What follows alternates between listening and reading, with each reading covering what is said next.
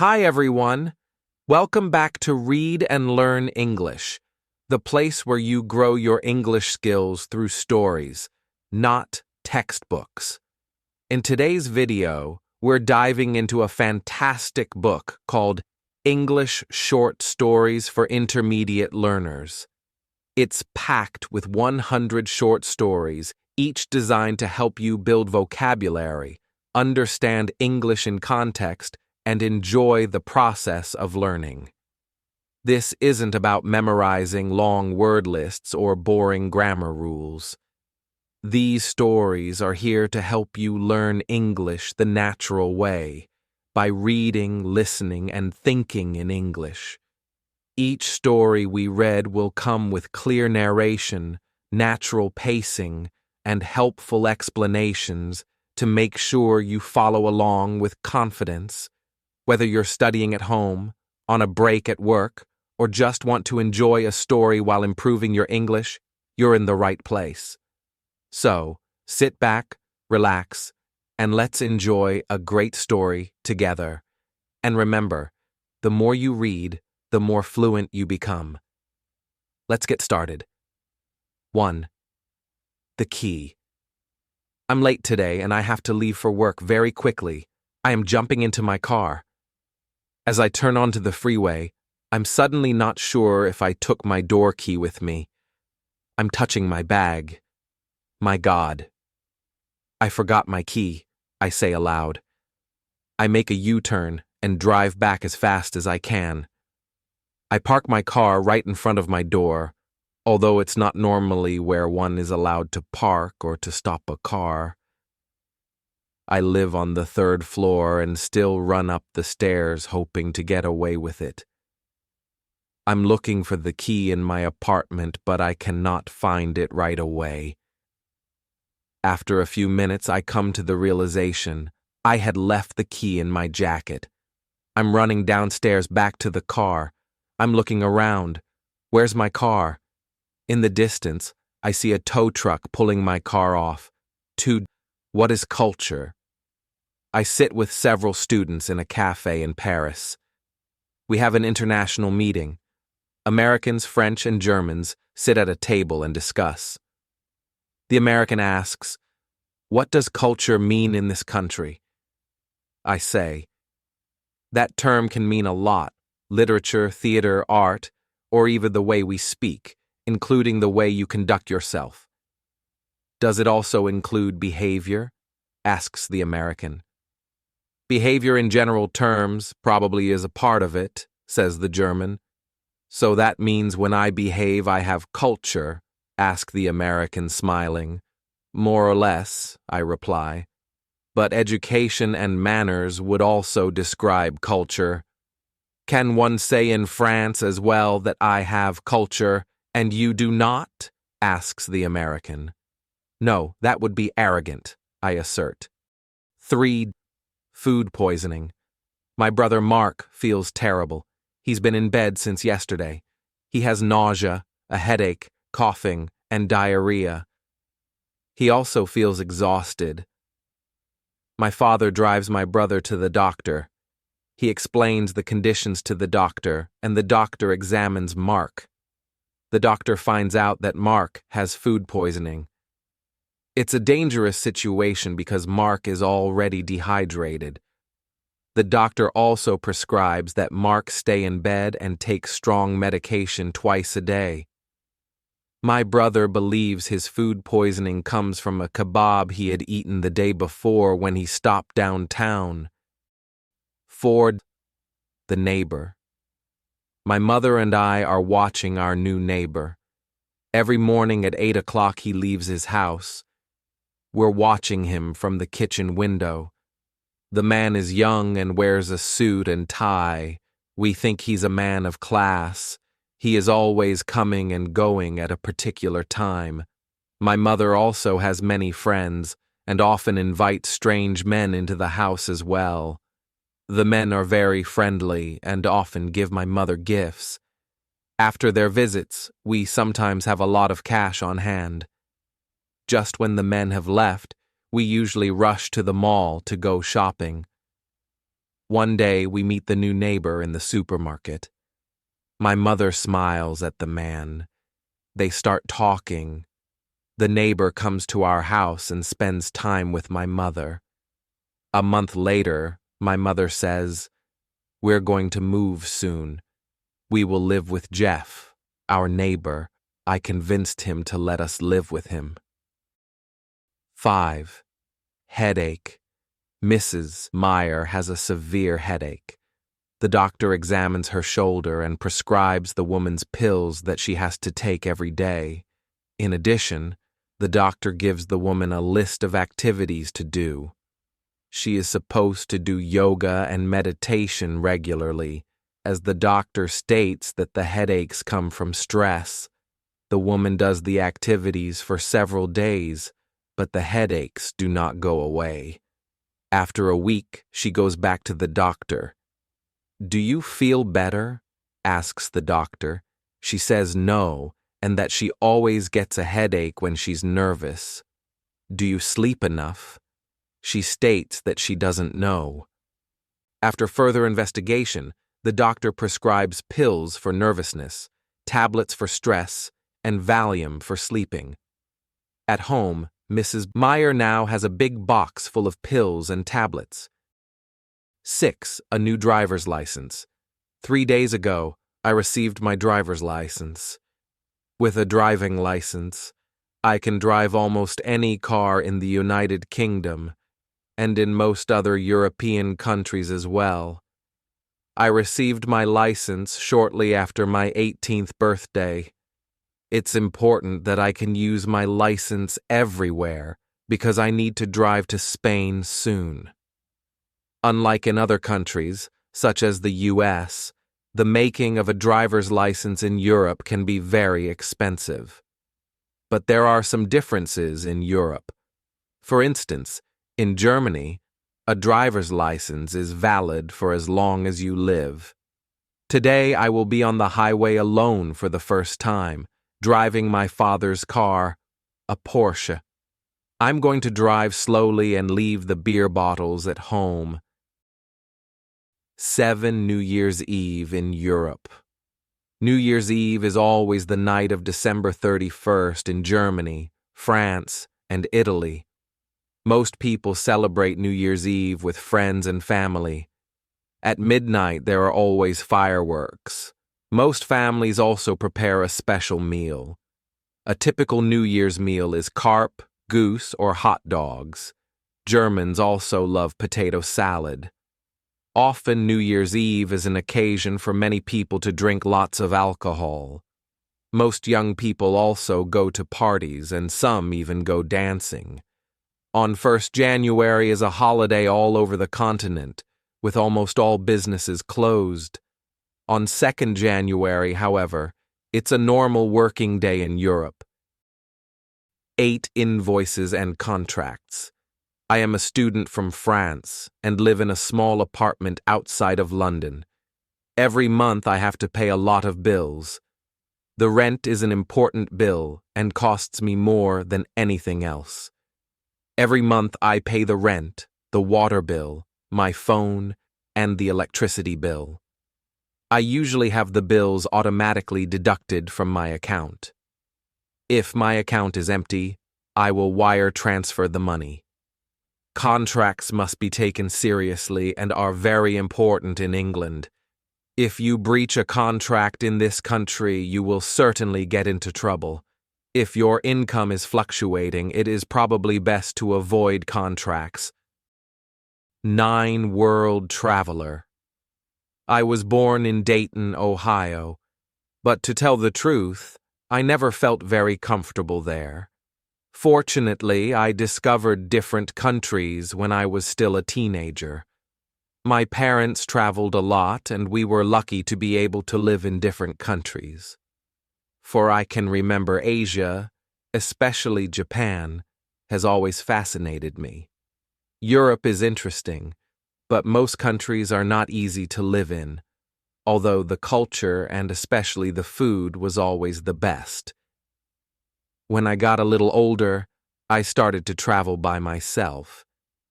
I drove to Mexico and traveled all the way down to Panama. These were, of course, more adventurous than ordinary travels. I can honestly say that travel is educating in many ways. You also learn different cultures, and I got quite good at developing social skills. Most Americans travel only within their own country, and there is nothing wrong with that. But I feel that international experiences educate more and are good for the brain. 10 Hobby Chef. My name is Suzanne, and today I'm going to show you how to make schnitzel. I prefer beef steak, but many people also like to eat pork. First, I cut the beef into thin slices. Then I'll hit them with my flat hand until they're right. I sprinkle both sides with salt and pepper. I prepare 3 plates. On the first plate, I have flour, the second plate, a beaten egg, and on the third plate, I have breadcrumbs. The slices are first laid into the flour, then onto the egg, and finally turned onto the breadcrumbs. The meat is fried from both sides for 2 to 3 minutes in a frying pan. English short stories for intermediate learners. 11. The Breakin. I have slept restlessly all night. I sleep alone, and suddenly there's a bang. I jump out of bed. I put on a pair of pants and examine the house. I hear footsteps. They're coming out of the living room. When I enter the living room, it's empty. There's no one there. Now I notice that the balcony is open. I turn on the lights and look around. The cupboards are open, and on the floor are all my things. There were burglars here. I feel bad, but quickly notice that there is nothing missing. Everything is messy, but the burglars didn't take anything. They were looking for cash and jewelry. I believe they were drug addicts because they only stole cash. I don't want to call the police. The next day, I'll get a gun. 12. A broken phone. I haven't been able to charge my phone for days. At first, I thought it was on the charger. This may not be the reason, because the charger also works with another phone. Luckily, I know a shop where they can fix it. I have to leave the phone there for a day so it can be investigated. The next day I go back to the business to pick up my phone. I have a strange feeling. The salesman shows me my phone and opens it. Everything seems to be black. The man tells me the phone was damaged by a short circuit. The repair would cost $200. He also says that the phone has become wet, and that's how it broke. Today he has an offer for a new phone. The new phone costs only $300. I have no choice but to buy a new phone. I'm never going to use my phone in the bathtub again. 13. The Painters. This morning the painters came. It was overdue as our house looked quite dilapidated. The painters brought a ladder and started to paint the outside walls. Each wall must be painted with white paint. They carry a bucket of paint, a brush, and a roll. With a roll, one can paint many walls in a short amount of time. Only 1 day should be necessary for our small house. But they're not done yet. Tomorrow, the interior walls in the house must be painted. The painters want to be paid immediately in cash and with no questions asked. 14. Quitting. Next month, Sammy is going to be 30 years old. The problem is, he's been smoking cigarettes for over 10 years. He has tried all kinds of tricks and methods to stop smoking. Nothing has helped, and he knows he needs treatment. By chance, he has found out about a few small, uninhabited islands that belong to the U.S. beneath the Canadian border. There are no public ferries, and they seem to be the ideal place to quit smoking. After a week, Sammy is already on the island. He plans to stay a week until all the nicotine has left his body. As he arrives, he throws his last package into the bushes. After 3 days, Sammy is almost bored to death. Interestingly, he finds an almost full bottle of whiskey in the bushes. He has nothing else to do but drink the whiskey. All of a sudden, he begins hearing music. After investigating the source, he finds an old man sitting in front of a cave listening to music and smoking a cigar. "What are you doing here?" asks Sammy. The old man is also surprised. "I'm here to give up alcohol, and you?" "I am trying to quit smoking. Is this your bottle of whiskey?" "Yes. And I imagine this is your tobacco package, isn't it?" Sammy nods. He feels very dizzy. "Listen, can I have my cigarettes back?" "Of course, if you also give me the whiskey bottle back." In the end, the men agree and continue to do the things they did before. 15. Swimming. We are a group of boys and are avid swimmers. Most of us are 12 years old, and only our friend Peter is 11. Every Friday afternoon we go to the public swimming pool. First, we need to go to the locker rooms. There we change our clothing to proper swimwear, and after that, we'll take a shower. Before and after swimming, one has to take a shower, which is obligatory in public swimming pools. Sometimes taking a shower takes quite some time, because we like to make jokes and are fooling around. Once in the swimming pool, we jump from the plank and swim around. We start with 1,000 feet breaststroke. After that, we usually go on to 20 minutes of freestyle. Towards the end, we just play water ball. At the edge of the pool, a lifeguard is always there observing us. Last week when we were finished swimming, we didn't shower afterward because an unknown child had left his excrements in the shower. Short stories based on dialogue. 16. Dialogue, the weekly farmer's market. My family loves to buy fresh products from local farms. That's why we all go on Saturdays to the farmer's market. My husband is a hobby chef, and he only buys vegetables at the market. Our favorite stand is at the end of the market where we can also buy fresh herbs. Good morning, Lisa and Harry. So nice to see you again. Good morning, Bill. What is the freshest thing you have today? Harry, you know that all my products are fresh. Everything has just arrived directly from the eco farm. So, from all the tables and stalls here, you deliver them here first? That's right. I am here at the entrance of the market, that's why my tables come first. Okay, Bill. Then we will have 2 pounds of tomatoes and about 3 pounds of potatoes. And also a bundle of carrots, please. Anything else?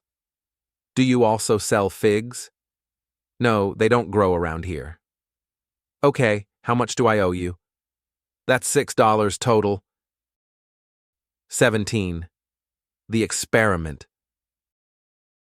At school, Sandra asks her classmates, "Is it true that old people smell different?"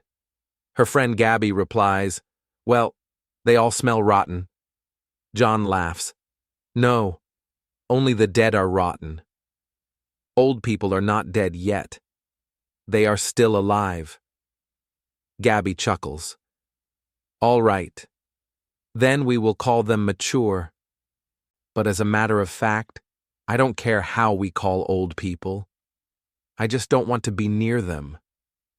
John raises his hand. "Wait a minute. I once saw an experiment on YouTube. It shows that old people don't smell any different. Scientists let 3 groups of people sleep in shirts: old, middle-aged, and young. Each person had to sleep in the same shirt for 5 nights, and the shirts were not washed. Then they asked volunteers to smell the shirts. The volunteers didn't know which shirt came from what group, but all agreed and said that the shirts of the old people smelled the best. "What kind of volunteers were these people who want to smell old people's shirts?" asks Sandra. John: "They were, of course, old retirees." 18. Dialogue. Bicycle paths. In a European city. Last week, I rode a bike to the university. There were 2 bicycle paths on the road. On the opposite side was a young girl. She looked very beautiful. She rode with me parallel in one direction. Suddenly she stopped and yelled at me, "You're driving on the wrong side." We both stopped. She came closer. "Don't you know the traffic rules?" she asked me. I said, "I just wanted to save time." She replied, "You don't save time if you hurt someone. An accident could damage your bike. You could end up in the hospital. You have to take your time. Accidents happen every day because people don't have time. Do you want to get hurt as well?" I then ask her, "Are you married?" 19. New neighbors. Since I moved into a new apartment, I've also got new neighbors. A family lives above us, and the children are still small. Sometimes I hear them play. At night, the parents are seldom at home and the children often scream strangely. A young man is living next to our apartment as well. He is a student and lives alone, except he keeps a cat in his apartment. When we meet in the stairwell, he usually greets me. Next week, we all have a so-called tenants meeting where all the tenants of the apartment meet and talk about common affairs. I'm looking forward to the meeting, as I will have my say about what's right and wrong within this building. 20. The funeral. Last week, my grandma died. The whole family is very sad. The funeral will take place in the late afternoon, and perhaps some of the family will join together for a dinner at a restaurant. By tradition, most of the dead are buried, but cremations are becoming more common, as some people think it's more practical. When people go to a funeral, they meet in the church first. There everybody can see the coffin, nicely decorated with wreaths and flowers. The pastor makes a speech about the life of the deceased. Then everybody meets outside. The coffin is carried by the bearers to the tomb. The family and friends follow the carriers, and at the end, the coffin is slowly dropped into a large hole. As a final goodbye, my parents and siblings throw earth on the coffin. 21. The ATM. Tomorrow is the weekend. I want to pay cash in the supermarket and go to the movies later. Before that, I have to go to the ATM to withdraw money. First, I put my card in the ATM. A prompt will appear on the screen to enter my secret number. The secret number, also known as the PIN, is made up of 4 numbers. After that, I gain access to my account. I can also see on the screen how high my account balance is. I decide to withdraw 50 euros. After I withdraw the money, I have to take my card out. Finally, I get a receipt. 22. Alcoholics. Nowadays, many people drink too much alcohol. Worldwide, there are millions of alcoholics. That is why many people die of alcohol-related diseases such as cirrhosis. However, it seems everyone drinks alcohol in one way or another. It is socially acceptable. So the question is, how harmful can alcohol really be? Most doctors and experts agree that it is the daily amount that makes the most difference. Too much alcohol can damage many organs, especially the brain, the stomach, and the intestines. There are also many reasons why someone can become an alcoholic. Psychologists have found out that one of the main reasons someone grabs a bottle is loneliness and frustration.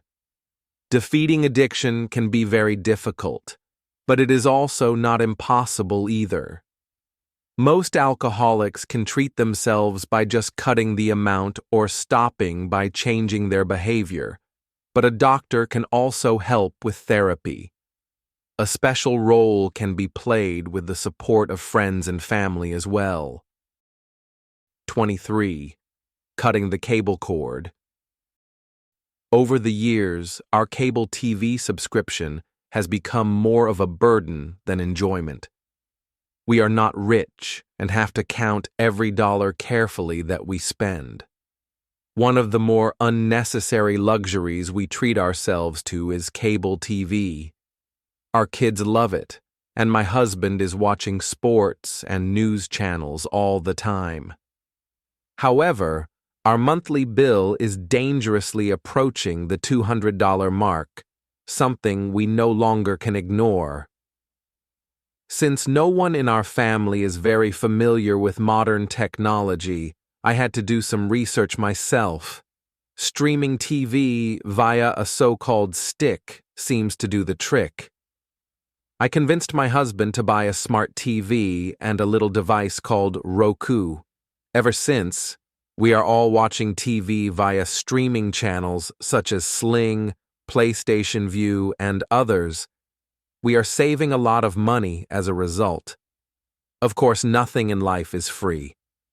We have to pay for the channels every month, but they are still much cheaper than cable TV.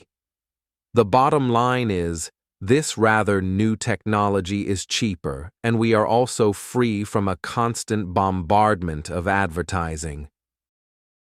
24. Foreigners in Britain.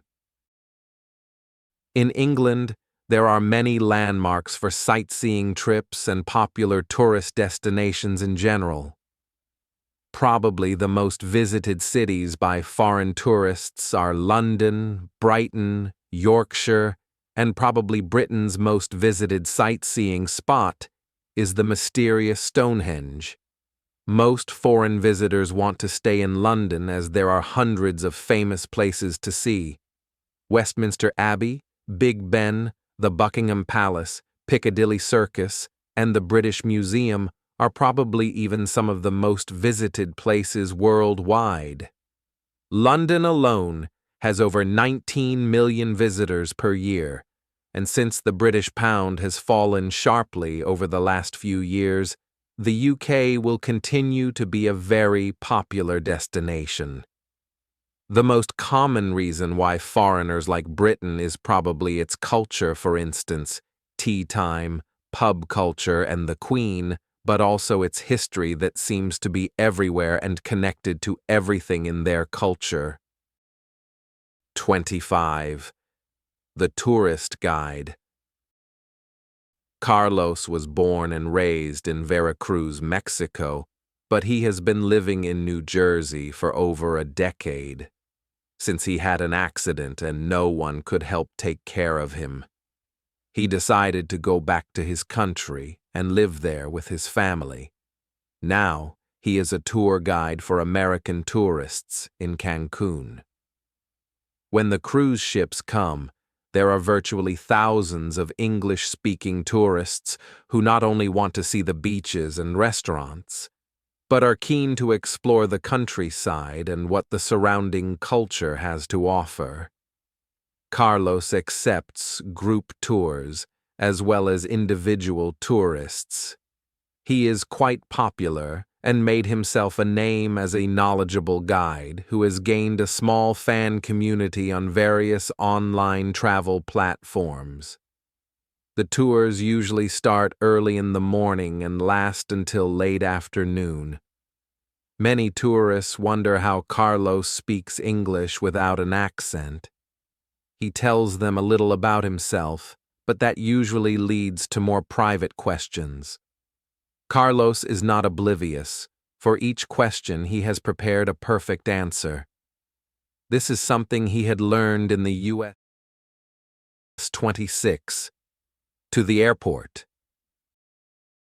Today begins my holiday, and I will take a flight to visit my family. At 11 o'clock, a taxi picks me up to take me to the airport. The taxi ride takes about 1 hour and will cost me around $60. After that, I still have enough time until my flight departs. I have already packed my suitcase. Packing is no child's game, with everything needing to be planned and considered. If I forget something, I will probably have to buy it at some expense at my destination. It is already 1 minute before 11, and I am getting impatient. Finally, the taxi arrives. The driver helps me to carry my suitcase from the house to the car. I take the back seat and watch the meter charge me $1 for every 100 yards or so. Sometimes they offer fixed rates, but not this company.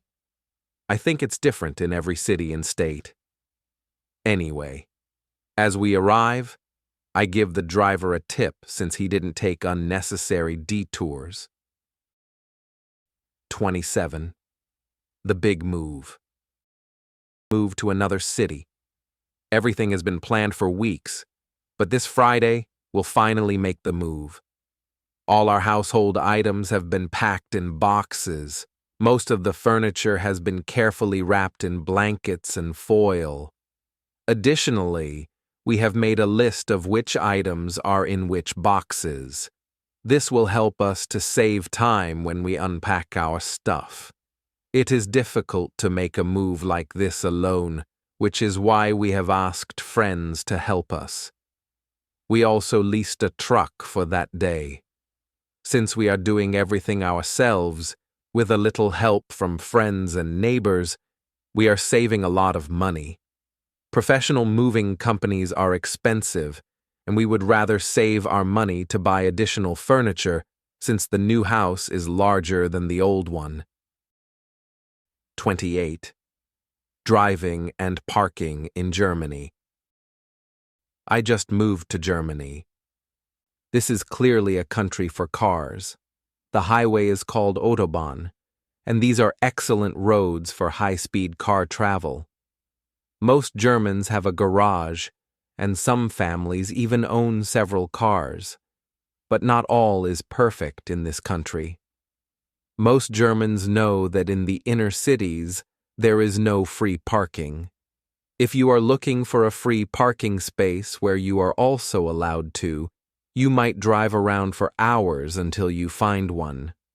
Parking garages can be very expensive, especially if you need one for a whole day or even long term. People who live in the city often need to apply for a resident parking card. In this country, every resident needs to be registered with the authorities, which can be a good or a very bad thing. Those who cannot get a resident's parking card but need to park their car in the centers have to leave their car on the fringes of the city and use public transportation. Grocery shopping. My name is Fatima. I am originally from the Middle East, but I am living in England where I have made myself quite comfortable, especially since I can live here with my family. Grocery shopping is one of my daily needs. Usually I do this in the morning when fewer customers visit the supermarkets. To save money, I always prepare a list. For instance, today I need rice, vegetables, milk, sardines, and pasta. If I find cheap offers, I buy more of it. Potatoes and pork are not on my menus very often, as it's something more for the British. In most supermarkets, you have to pack your bags yourself, and you can pay with your credit card. A clean house. Once a year, I need to clean the whole house thoroughly. This happens usually in springtime, when there is less moisture in the house. We are a rather large family, with 4 children, all of them teenagers, so the mess and dirt are piling up quickly. Our house is a rather typical single-family house, with an attached garage and a small attic. The living room is openly connected with the kitchen. We also have an extra freezer outside the house where we store meat. Some of it comes from the hunting that my father usually does on weekends. Anyway, when we start, we first clean the rooms of the kids. We clean the floor and wipe the windows. We need to mop the floor more than once until it shines and looks like new. I clean the furniture, and usually I need about half a day to get the kitchen clean. My brother cleans the garage and helps to bring the trash out. We are a clean and functioning family with a clean house and healthy children. We are rightfully proud of ourselves. Future plans in Mexico. I am on vacation in Mexico and walking on the beach. I am staring at the sea. My thoughts wander into the future. What will my future be like? What I am supposed to do? I am dreaming of finishing my education with a doctoral degree in medicine. Then I really could become a doctor and work in a hospital. I could even have my own business. I also imagine becoming a plastic surgeon. I know they make a lot of money, and most have an excellent reputation. Some of them even have become celebrities. My thoughts wander further. I could also finish my education with honors and then finish my life. But then again, where am I right now? Perhaps I should just stay here in Mexico and spend my life in a hammock. 32 Dialogue. Dining European Style. Unlike in the US, in many European countries, a customer can just enter a restaurant and choose an available seat where you feel comfortable. However, in more upscale restaurants, most often there are no menus on the table, so you would have to ask the waiter to bring you one. The waiters usually wear a white shirt and black trousers. They also carry a little notebook to notate orders. Often a conversation between a customer and a waiter follows this pattern. Waiter: Good evening. Have you already found something that you would like to order? Customer: I will take a schnitzel and a salad, number 5 on the menu. Waiter: That's okay. What would you like to drink? Customer: Just mineral water. Waiter: With or without gas? Customer: Still water with little gas. Waiter: So you want a salad, a schnitzel, and a mineral water with little gas, correct? The customer nods. After the meal, the customer asks, Bill, please. A tip is always voluntary, and in most countries is not included in the bill. Our bicycle tour. We are 2 young men on vacation in Holland. In this country, everyone has a bicycle, and it's part of their culture. That's why we rented a bicycle for a whole week to explore not only big cities such as Amsterdam, but also the countryside. From the early morning to late at night, we are riding our bicycles, and each day we try to cover longer distances. Normally, we ride about 50 kilometers per day. There are no mountains to speak of, so we can ride as fast as we can. Our bicycles are fully equipped with head and tail lights, gear shifts, a bell, and even an air pump. Besides those, we also wear a helmet and a colored shirt. We'd like to think of ourselves as semi-professional bicycle riders. For me, it is more of a sport, but my friend already dreams of participating in the Tour de France. 34. A visit to the doctor. Elsa seriously thought she was pregnant. Her stomach already looked like she had swallowed a few basketballs when she decided it was time to call her doctor to hear the results from the last exams. But just like last time, the doctor confirmed that she wasn't pregnant at all. Still, over the next few weeks, Elsa gained more pounds. In addition, the shape of her stomach had become strange. It looked like a huge potato. The scale showed over 300 pounds, and Elsa just couldn't find an explanation. Eventually, Elsa checked herself into a hospital for cosmetic surgery, basically to suck out the fat from her body. When Elsa left the hospital, she weighed only 100 pounds. She asked the surgeon about her condition. The doctor pointed his finger at the lawn in front of the hospital. "Do you see that donkey on the lawn? We pulled that out of your body. Now you are healed." 35. The Spanish Restaurant. Frank has recently opened a restaurant in the Bay Area, and his specialty is Spanish cuisine. Actually, the restaurant is part of his house that has also a large garden and is very spacious. One night, just when he wanted to close, a young couple came in. His wife, who works in the kitchen, wondered why her husband is still letting guests in. "Frank, the kitchen is already closed. Besides, we don't have enough in the refrigerator to cook 2 more meals." Frank shakes his head. "We do. I still have a rabbit in there." "But most people don't like rabbit," his wife complains. "I know a very old recipe from an old cookbook. Just let me try." "How long does it take until you have cooked this recipe?"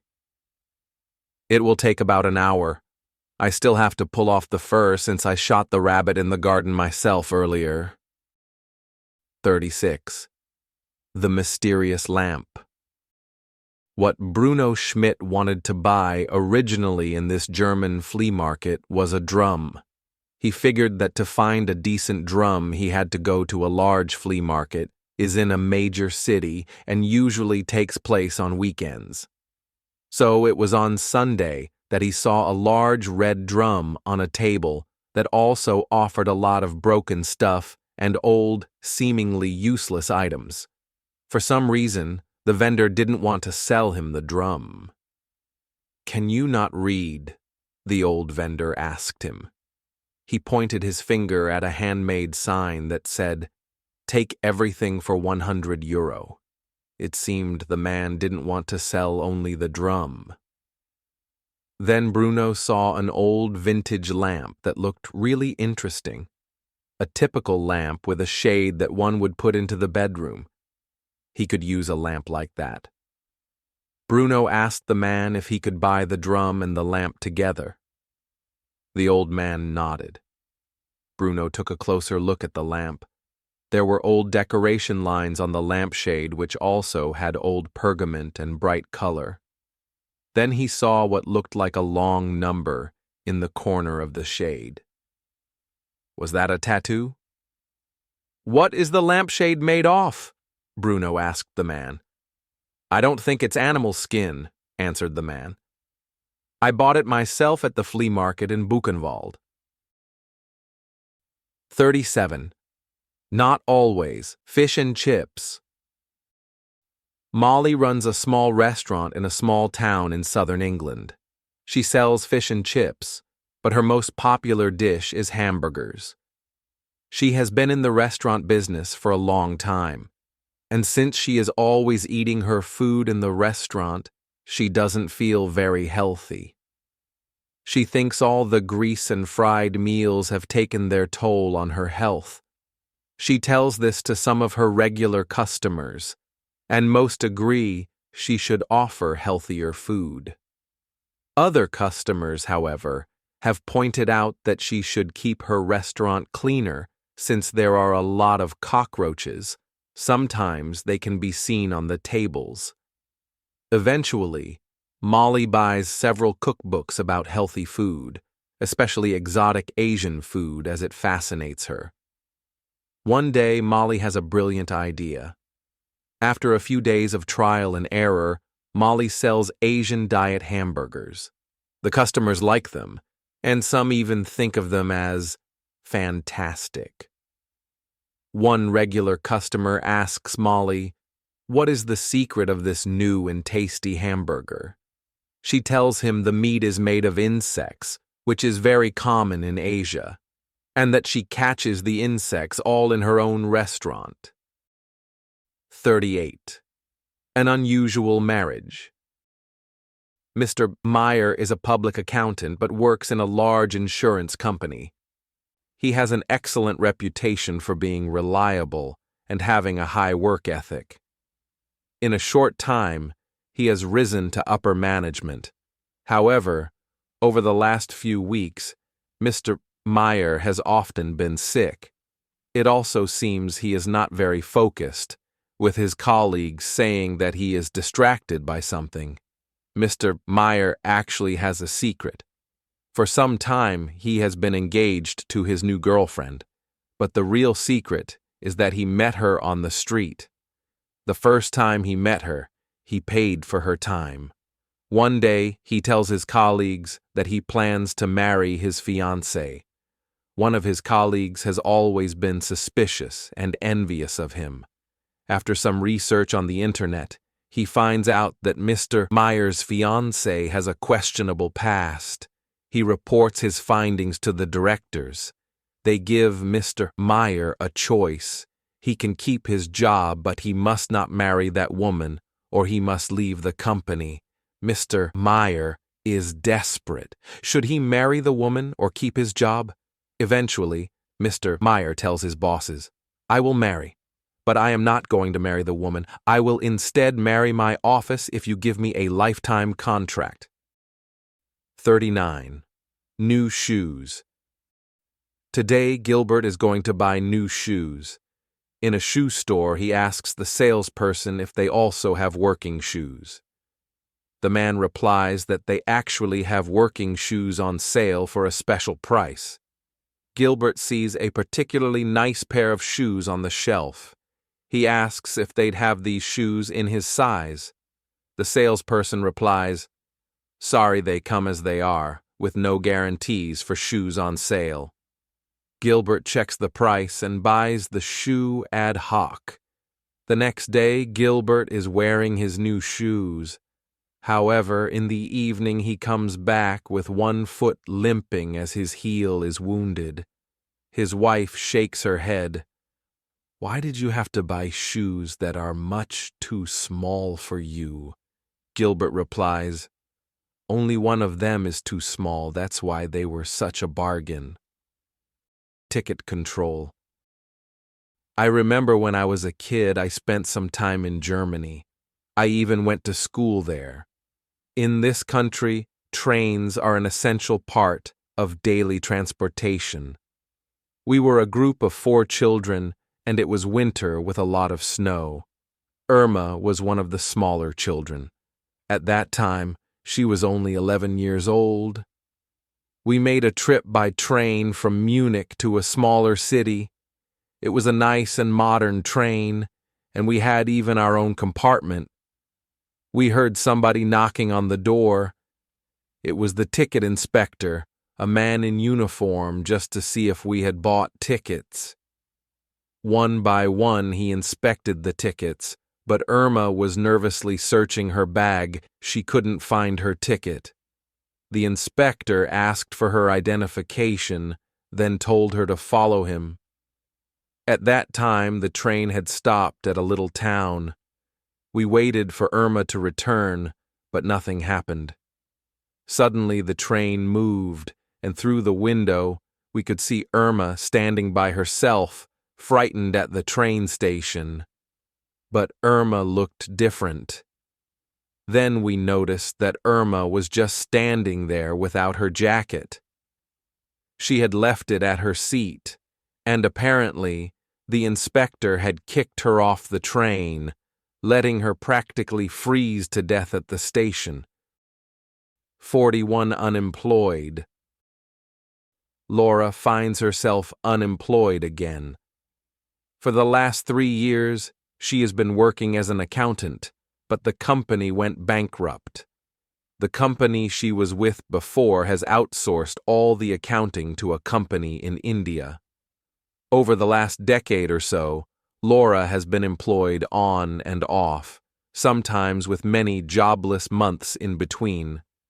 Nevertheless, Laura thinks of herself as a reliable, punctual, and trustworthy person, and with a little luck, she thinks, she soon will be employed again. Every day she searches the classified employment websites and also the local newspapers for job openings. She sends out her resume to every company she can think of in the hope for work, since unemployment diminishes her savings. One of her most important principles is to never give up. Her dream job is still being an accountant, but she knows times have changed. She is flexible, as finding work as a secretary would serve her as well. 42 divorced. Last year I divorced my husband. My former husband is an alcoholic and cannot support his family.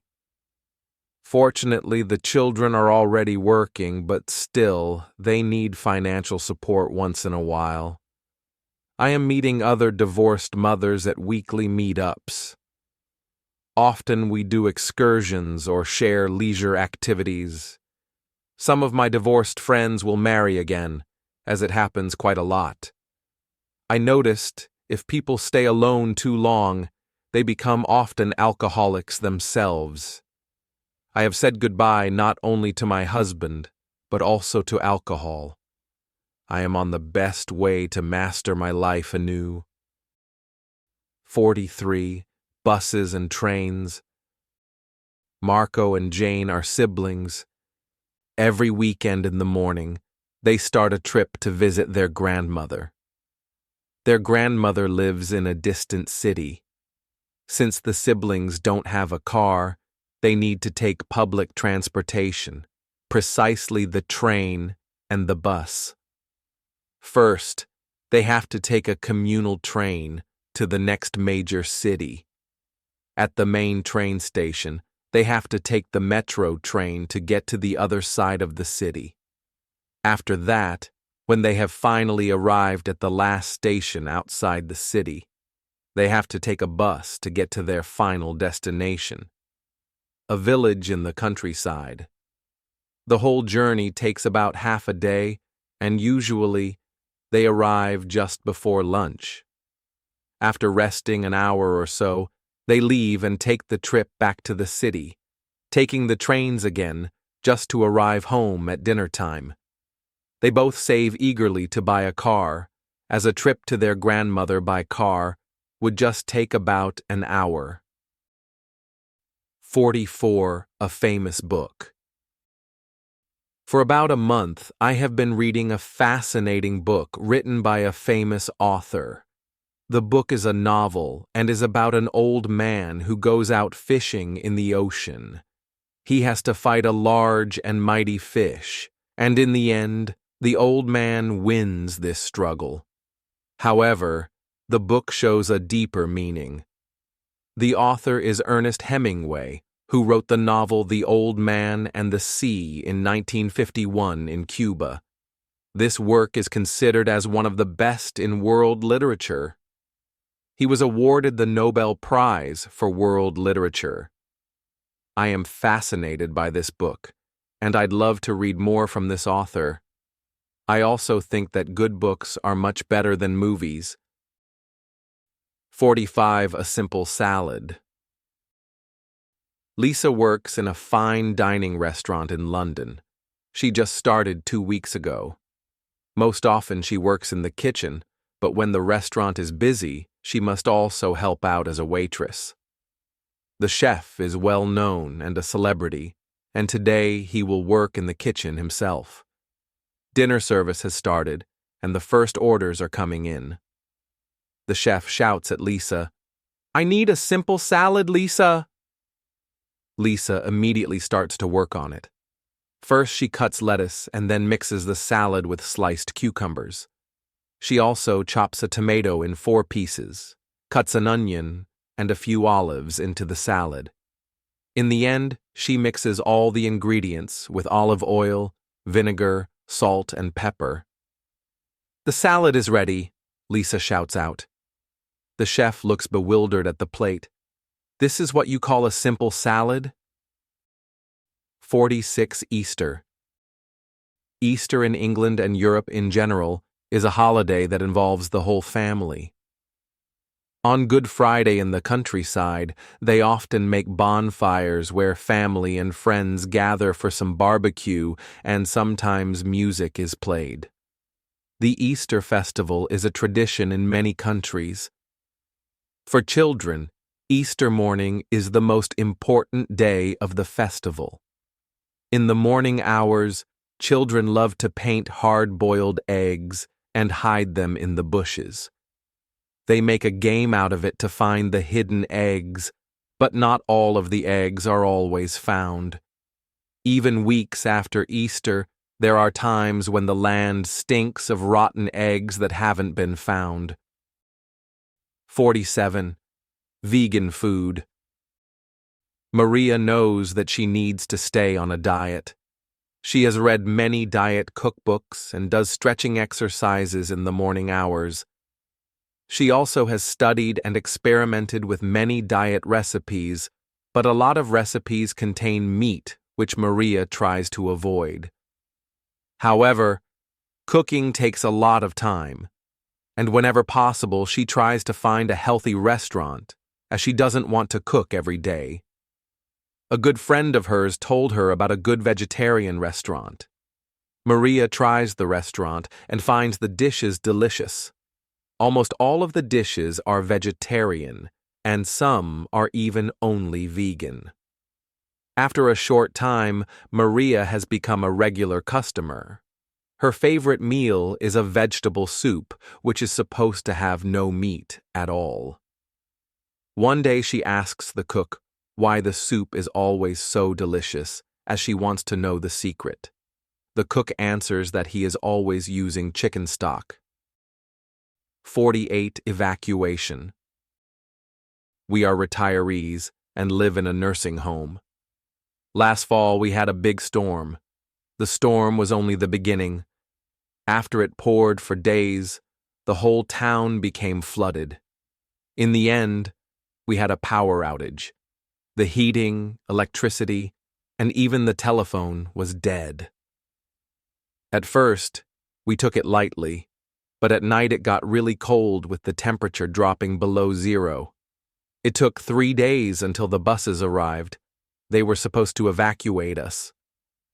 To our surprise, the buses did not pick us up. Instead, they stopped next door where there's a luxury resort. The rich people were removed first, and we were told they were able to charter the buses for a lot of money. We could not compete with the rates. When they left, the guests winked at us through the windows. We stayed in the nursing home, and fortunately, after a few more days, the neighbors and private individuals evacuated us one by one. 49 working men. I used to work on a construction site, and I would call myself a construction worker. In those days, I had to carry a lot of heavy material, often bricks and cement. At times, I also had to clean asphalt manually with a broom. One day, a little girl approached me and asked me why I sweated so much. I told her, "It's because I have to work so hard." But she continued by asking me, "Why don't I do anything else?" I replied, "Because I am only qualified for heavy labor." Suddenly my boss came and yelled at me, "What are you doing? I am paying you to work, not to stand around." I replied, "The girl was just asking me an innocent question." "What did she ask you?" "Why I was sweating so much." "Enough," he said. "We are not a daycare center. Move it." The next day, I didn't return to work. I tried to find something else. Eventually, I found a good-paying job cleaning sewers. The new job had one advantage. At least I didn't have to sweat that much. Under the lamppost. Martin is studying in Paris and found a night shift job in a restaurant. Although he is studying and working hard, he doesn't feel quite at home yet. One reason is that he doesn't have any social contacts. He is more of a dreamer and still has to figure out how to spend his free time. Every evening when he comes home from work, he has to walk through a park. It is an empty, large park. Except for a few runners, there are not too many people. It's a beautiful park with typical French lanterns and benches. One evening, Martin notices a woman standing by herself under a lamppost. She seems to be waiting for someone. Martin also thinks the woman is quite attractive. The next evening, the same woman waits again under the lamppost. At night, when Martin goes to bed, he still thinks of the woman. A very attractive woman with light makeup and high heels. The situation occurs again and again over the next few weeks. However, Martin is too shy to speak to her, although sometimes he wishes he had more courage to do so. On a Friday evening, Martin approaches the woman. Today he is determined to talk to her. The woman receives him with a broad smile. She says, "Are you coming with me?" 51. My best friend. I have been friends with Rachel since high school. Now 5 years later, we are still in regular contact, even though we live in different cities. When it comes to important things in life, we are always supporting each other. We both still have plans to continue at a specific university. This will be a perfect way to support each other again. My strong sides have always been mathematics and physics, while my friend prefers languages and the arts. Somehow I always know what she doesn't and the other way around. At times, we even support each other when we are anxious or upset. I had to calm her down a couple of times, especially when she had trouble with her boyfriend. The bottom line is that we have an indestructible friendship, which I hope will survive anything. 52. Preparations. My name is Nico, and next Friday I will celebrate my birthday in my new apartment. I am going to be 30 years old. In the morning hours, my family will come to visit me. My parents will come with my siblings and grandparents. In the evening, I will meet all my friends, as they all have received an invitation. Actually, I have invited them to stay for dinner as well. My mother is going to help me since I am a rather poor cook. She will prepare some chicken or meat, and most importantly, she promised to bring a big cake. The cake must be decorated with 30 candles. I think it will be a custom-made cake from a bakery that also does artistic cakes. I heard that he doesn't accept all customers, which makes me smile. Anyway, this will be a really important birthday party for me. 53. Social media. My name is Nicole. The most important aspect of life to me is looking and feeling healthy. Being beautiful is also a part of my business. A few years ago, I started an online business where I sell cosmetics and perfume. To expand my business, I use different social media platforms to spread the message, such as Twitter and Facebook. Additionally, I use powerful visual social media. My favorites are Instagram and Pinterest.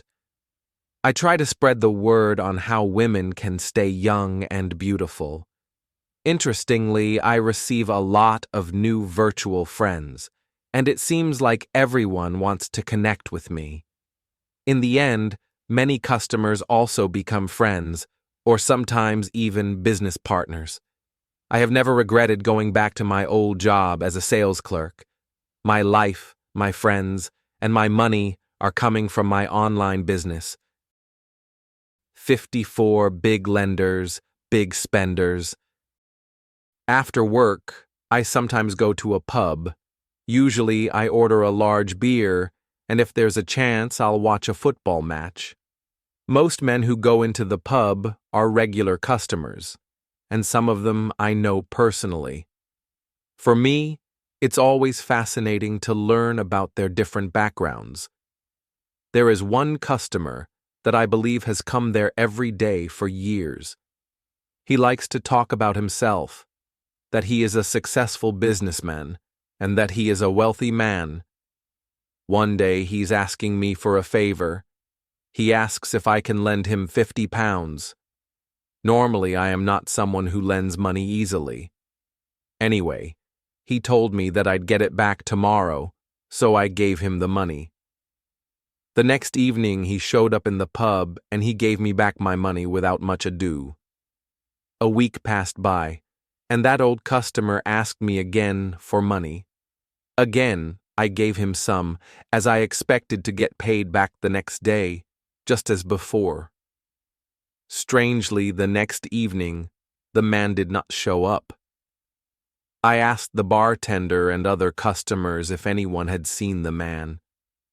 I was dumbfounded when I found out that yesterday the man borrowed money from many people, sometimes hundreds of pounds. We gave it to him because he paid us back before. However, we never saw that man again. 55 traffic and kids. Our son is already 6 years old. It's time that he learned some of the traffic rules since he loves riding his bicycle through the neighborhood. We tell him, if he crosses a street, he must look to his right side first. Then he must check his left side, and only when no cars are coming is he allowed to cross the street. Especially when he sees a stop sign or a traffic light, he must be very careful. If he sees a red light for pedestrians, he must stop and wait until it turns green. Some areas even have a few bicycle lanes, something that is kind of new to us. But even with those lanes, kids must be careful to use them and never speed. 56. Down with the pounds. Recently, Maria has gained some weight. Every morning she weighs herself on a scale. Yesterday, the scale hit at over 200 pounds, almost to the limit. She feels a little ashamed of herself, especially since everyone else in her family is rather slim. For Christmas, she expects all of her family to come for a visit. Her parents and siblings are worried about her weight problem. Maria has told them not to worry because she is working on a new diet plan, which she has received from a good friend. Simply put, her new diet consists of new cooking recipes. Her family encourages her to keep the diet consistently. When Christmas finally arrives, she gets into an argument with her parents. They accuse her of not keeping her diet, since they cannot tell if Maria has lost or gained weight. About a month later, Maria sends her family photos of herself. The pictures show the scale at her feet.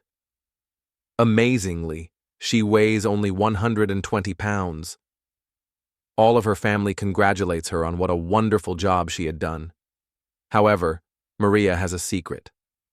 For the photo shoot, she has manipulated the scale and just turned it back a little. 57 Kindness.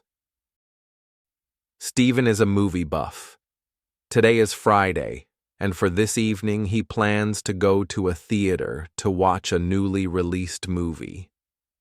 Stephen arrives at the theater early, but there is already a long line in front of the box office. Interestingly, there are also many elderly people waiting in line. That's probably because on weekends they also show a few classic movies. Although the movie Steve wants to see starts in a few minutes, he offers an elderly couple to go before him. He understands well that it must be hard for them to stay in line, especially because of the rainy weather. Steve is still staying in line as he sees a piece of paper on the floor. He takes a closer look and discovers that the paper is a $20 bill.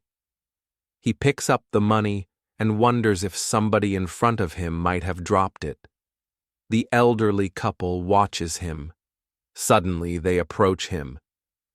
"It might well be that we just dropped the money by accident, but since you are such a kind person, it's all yours." 58. A helping hand. Stephen is 15 years old. From Monday to Friday, he goes to school, and around 1 o'clock he takes the bus home. Usually, the bus is crowded with other students. Sometimes the elderly take the bus too, as many of them are just too old to drive a car. Stephen is a kind and compassionate young man. If he sees an elderly person riding on the bus, he offers his seat, because for older people it can be very hard to stand on a moving bus. At the bus station, there is a traffic light for pedestrians. It has a new system where one has to push a button to get a green light. Many elderly have trouble with this, and Stephen never hesitates to help old people to cross the street. Stephen already has an idea of what he wants to do in the future. He thinks it would be very rewarding work if he could become a professional caretaker. 59. My hobbies. My name is Miriam and I have many hobbies. The reason is simple. I just have many different interests. As a kid, I had a large doll collection, but now my likes have changed. Nowadays, I am very much interested in art. I like to paint, and I am especially fond of reading books. I read all kinds of non-fiction books, even history. I also like to play the piano. Music is one of my favorite pastimes. Being involved with many hobbies is a tradition in our family.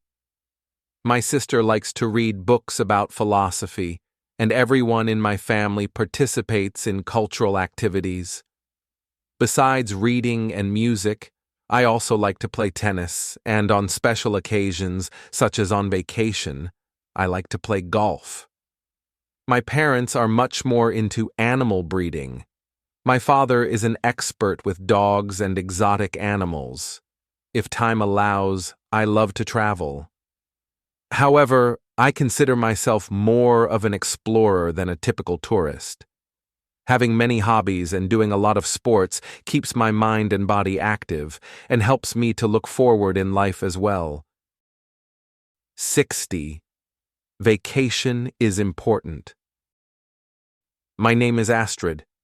I have planned my vacation for over 6 months. I am from Sweden, and the winters are dark and cold there.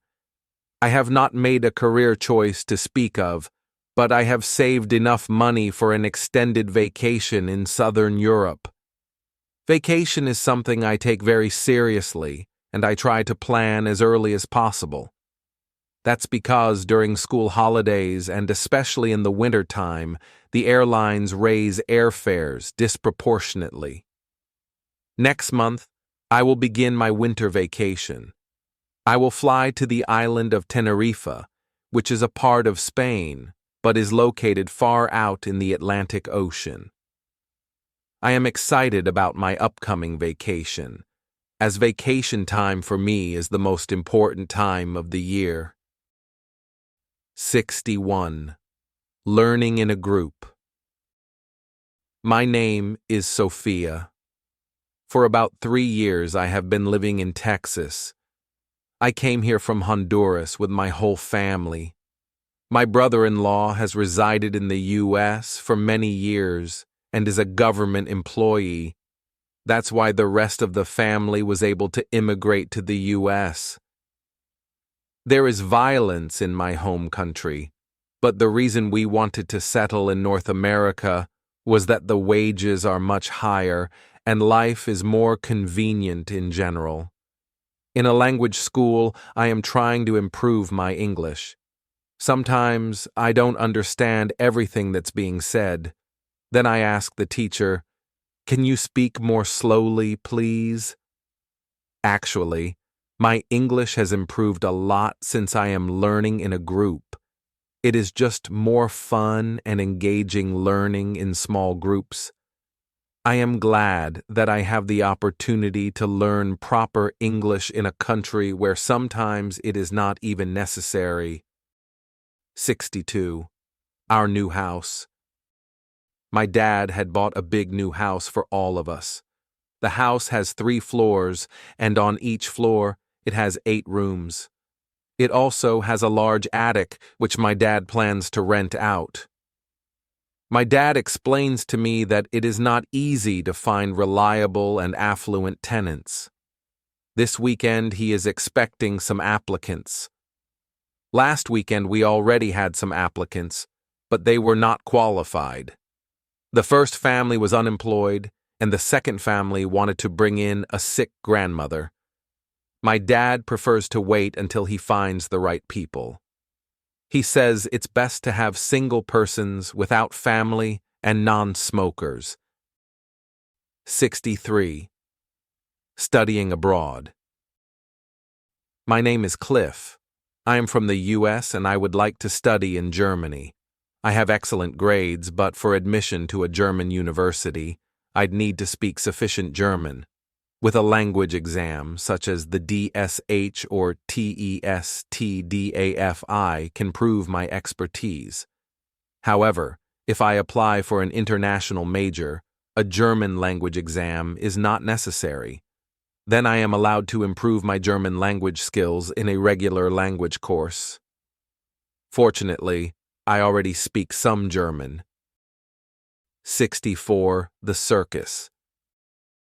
Today, I went with my mother to the circus. The show started at 6, but we arrived early because we knew there would be a long line at the ticket box.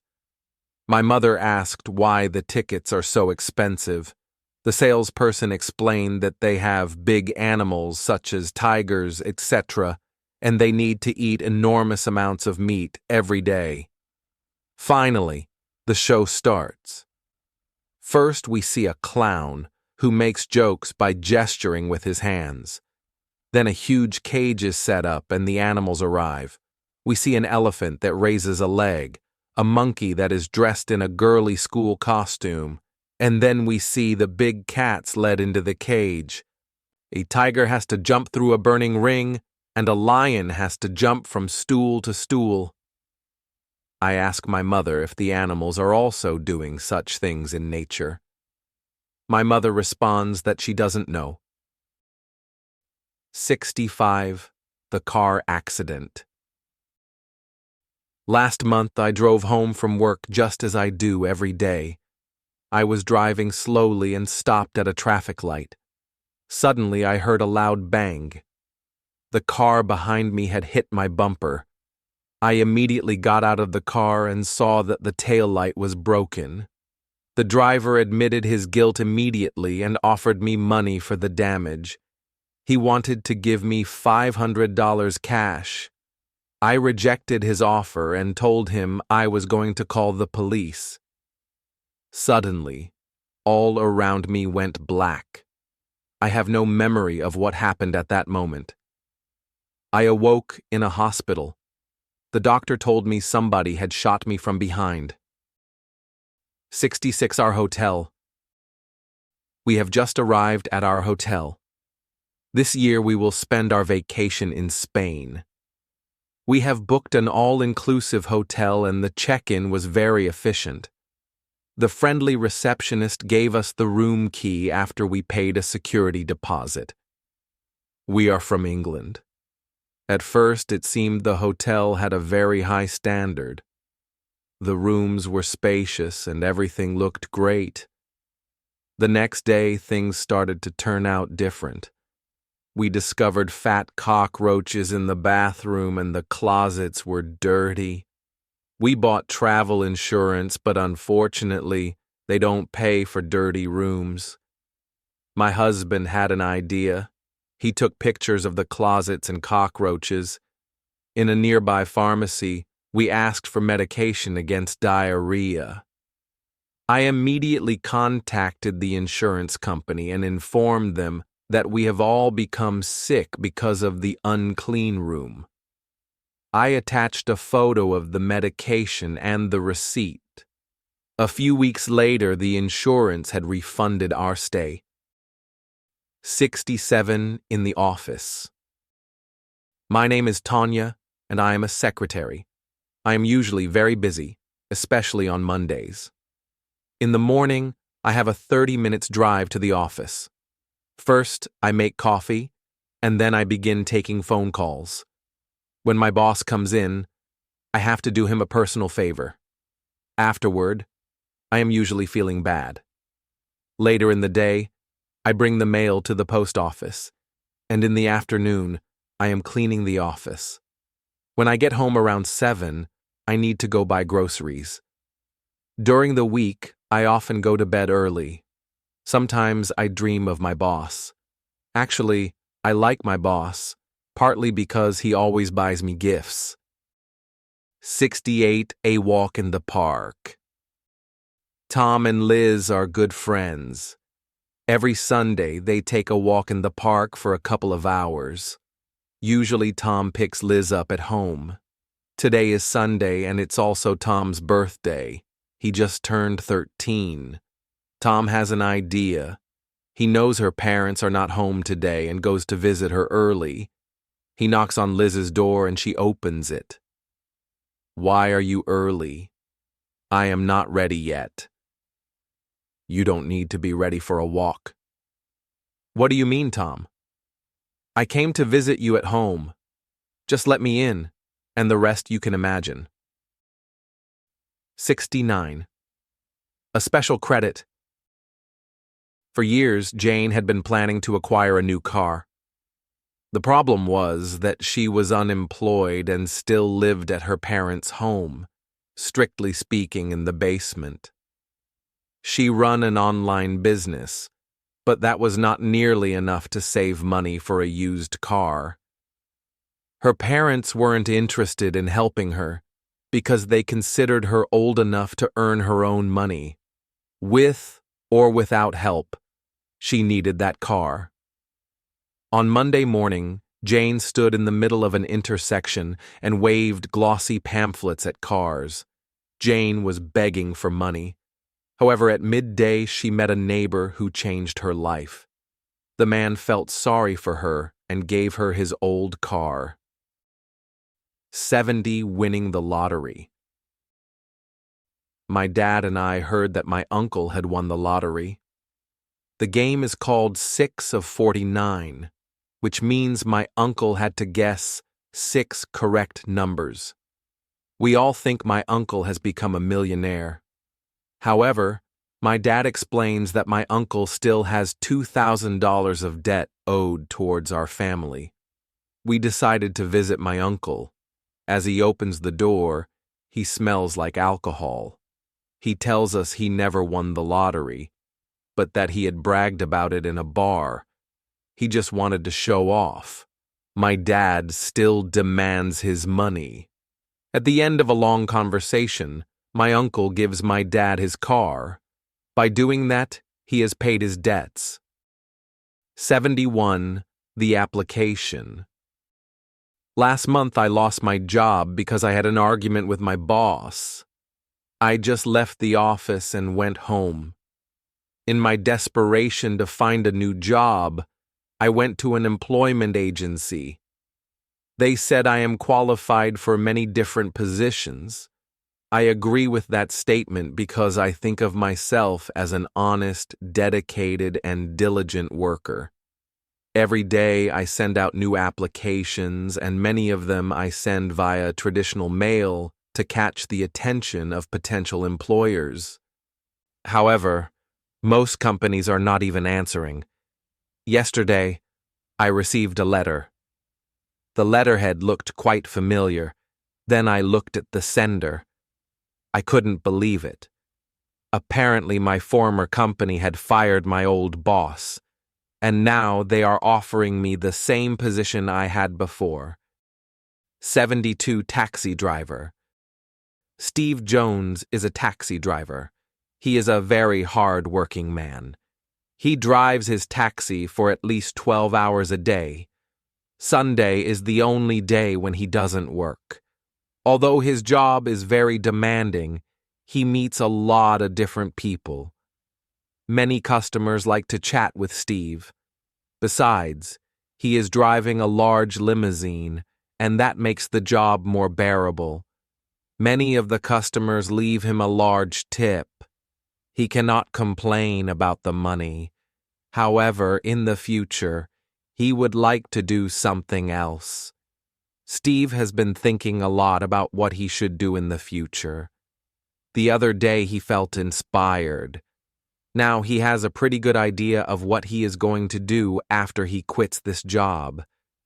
He has gotten the inspiration after he watched the movie Taxi Driver, starring actor Robert De Niro. 73 in the theater. This weekend, the theater is showing a truly interesting film. It's supposed to be a romantic movie. That's the reason I have invited a neighbor to accompany me, as she also likes romantic movies. We buy popcorn and have a seat in the last row. Actually, the movie has many romantic scenes, with some of them being quite strong. The woman leans her head on my shoulder. I take her hand and let it rest on my lap. Suddenly, the woman becomes angry, gets up, and leaves the theater. I smile and watch the rest of the movie.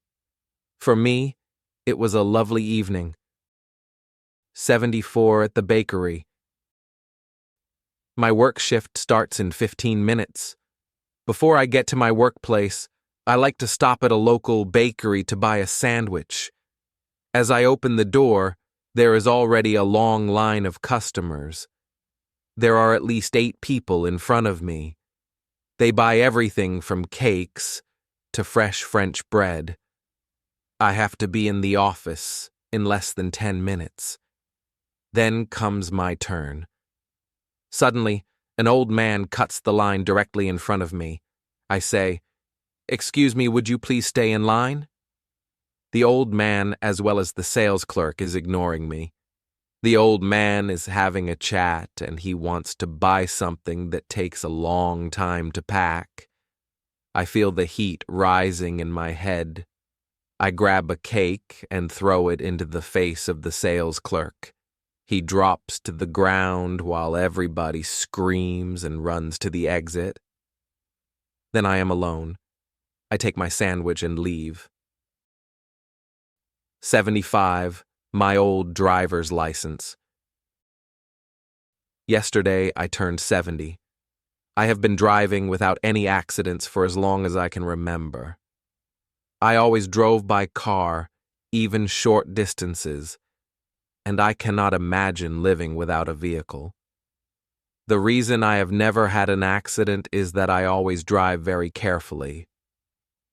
This morning, there was a roadblock, and the police examined every vehicle. They asked me to step out of the car. The officer told me I cannot drive a car anymore because it appeared that I never had a driver's license to begin with.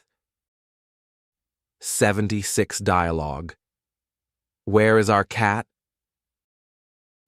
One morning we found a dead bird lying in front of our door. It looked like someone placed it there. I told my mother, "I think our cat Mika did this." My mother answered, "That's nature. We must not interfere." I disagreed.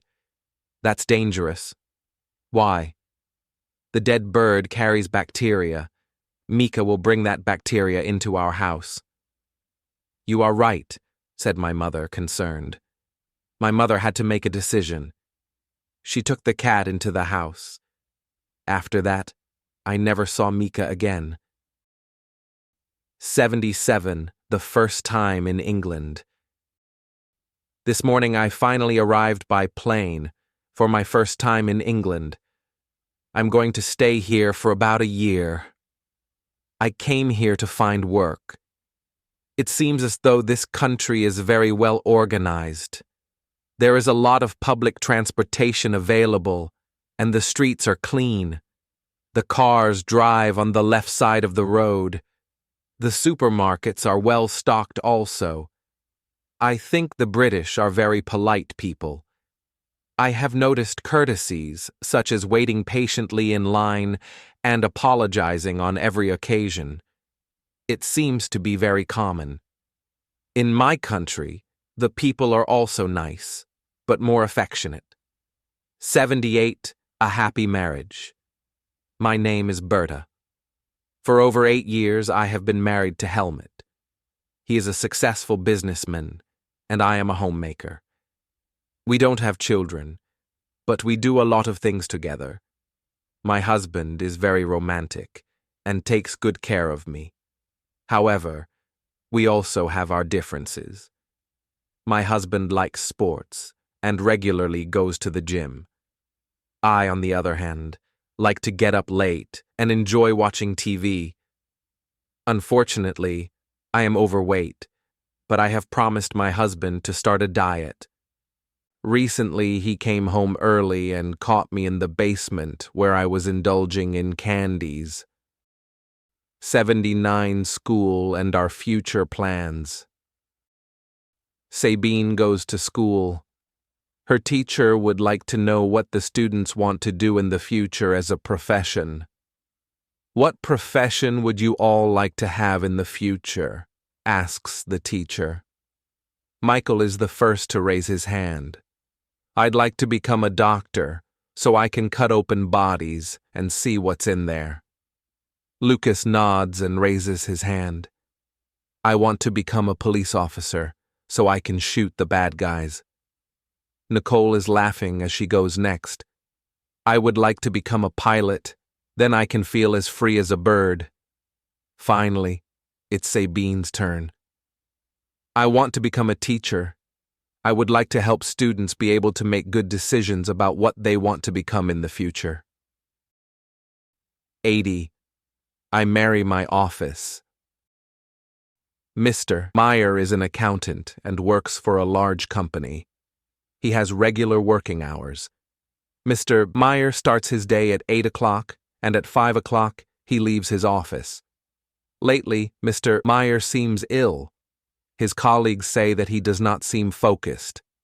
What nobody knows is that Mr. Meyer has a secret. A short while ago, Mr. Meyer met his new girlfriend, and the real secret is that he met her on the street. As a matter of fact, Mr. Meyer has paid money for her time. One day, Mr. Meyer tells his colleague that he's going to get married soon. But this colleague, who has observed Mr. Meyer and thinks he knows something, tells the boss that Mr. Meyer plans to marry a woman of questionable reputation. The boss tells Mr. B. Meyer that he is no longer allowed to work for the company when he marries this woman. Mr. Meyer thinks carefully about his options. Should he marry the woman or keep the job? Finally, he tells his boss, I am going to get married, but not to this woman. Instead, I will marry my office. 81. Dialogue. Today we have pigeon meat. Fernando has a Spanish restaurant in Tokyo. The restaurant is part of a large house where he also lives. Behind the house is a large wild garden. One night, when Fernando just wants to close his restaurant, guests came in late. His Japanese wife works in the kitchen. She wonders why her husband wants to serve customers so late. Why do you still want to serve guests? She asks. It's late, and I'll never get out of the kitchen again. The guests have already ordered wine, says Fernando. Plus, we still have pigeon meat in the fridge. So I told the guests tonight that I only have pigeon. 82. The Hermit. Some people say Michael Gomez is a hermit, but that's only partly true. The truth is, he is living isolated in Andalusia near the city of Granada. A hermit is often poor in material things, and this also applies to Michael. He has no electricity, but he can get some for cooking as he has a stove, and in front of his house, he has connected a generator. There is enough water. In the back area of his dwelling, water virtually flows off the roof and down the wall until it disappears in the floor. Otherwise, he is well equipped. He has a big bee and a homemade camping toilet. Once a week he drives with his bicycle to Granada where he goes shopping in the supermarket. Michael has a dream. He wants a modern toilet, and even more important, a real, closed panorama window. The problem is, his dwelling has several smaller entrances, and at the front, a huge, over 5 meters wide entrance. The entrance is opened most of the time because no door fits, and plastic foil doesn't help if it's cold and raining outside. But the view out of this enormous entrance is fantastic. Michael lives surrounded by mountains and wood, and from here he can look at a wide valley and the opposite mountains. The view inspires Michael. One day, he wants to become an architect if this doesn't work, maybe writer or artist. One more problem is that no door and no window fits into the unusual form of this huge entrance. Friends say that it's impossible to install a panorama window there because Michael is living in a cave where 10,000 years ago bears and Neanderthal people used to live. 83. Retirement in comfort. Mr. Logan is an international salesman. He is traveling all over the world to sell computer software. The company he works for belongs to the most important companies in its field. Actually, the biggest companies of the world, such as ExxonMobil, BMW, Thyssen, Siemens, and even Airbus, belong to his client base. Although Mr. Logan is making excellent money, he would like to have his own business. Mr. Logan is making a life-changing decision. He decides to leave his company and start his own business. He wants to sell products from various companies and use his old contacts to get started. Unfortunately, things don't work out as expected. His old customers don't accept his new products. Instead, they prefer to continue to do business with his old company. Fortunately, Mr. Logan had saved enough money to retire in comfort. 84. The barbecue evening. Marco and Paula have children who still live in their house, but the couple has been separated for a short time. Fortunately, Marco still has a little flat in the city and has left the house to Paula and the children. Paula's parents are already 80 years old and have a silver wedding anniversary at the weekend. It's a beautiful, warm summer afternoon, and Paula's father Alberto has an idea. Why shouldn't they arrange a barbecue evening in the garden? Marco, friends, the kids, and relatives. All of them would come. Besides, Alberto has always liked Marco.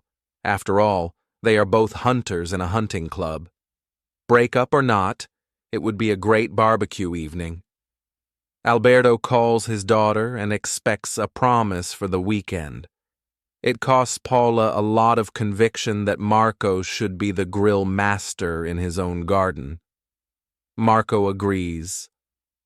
Saturday in the afternoon, the moment has arrived.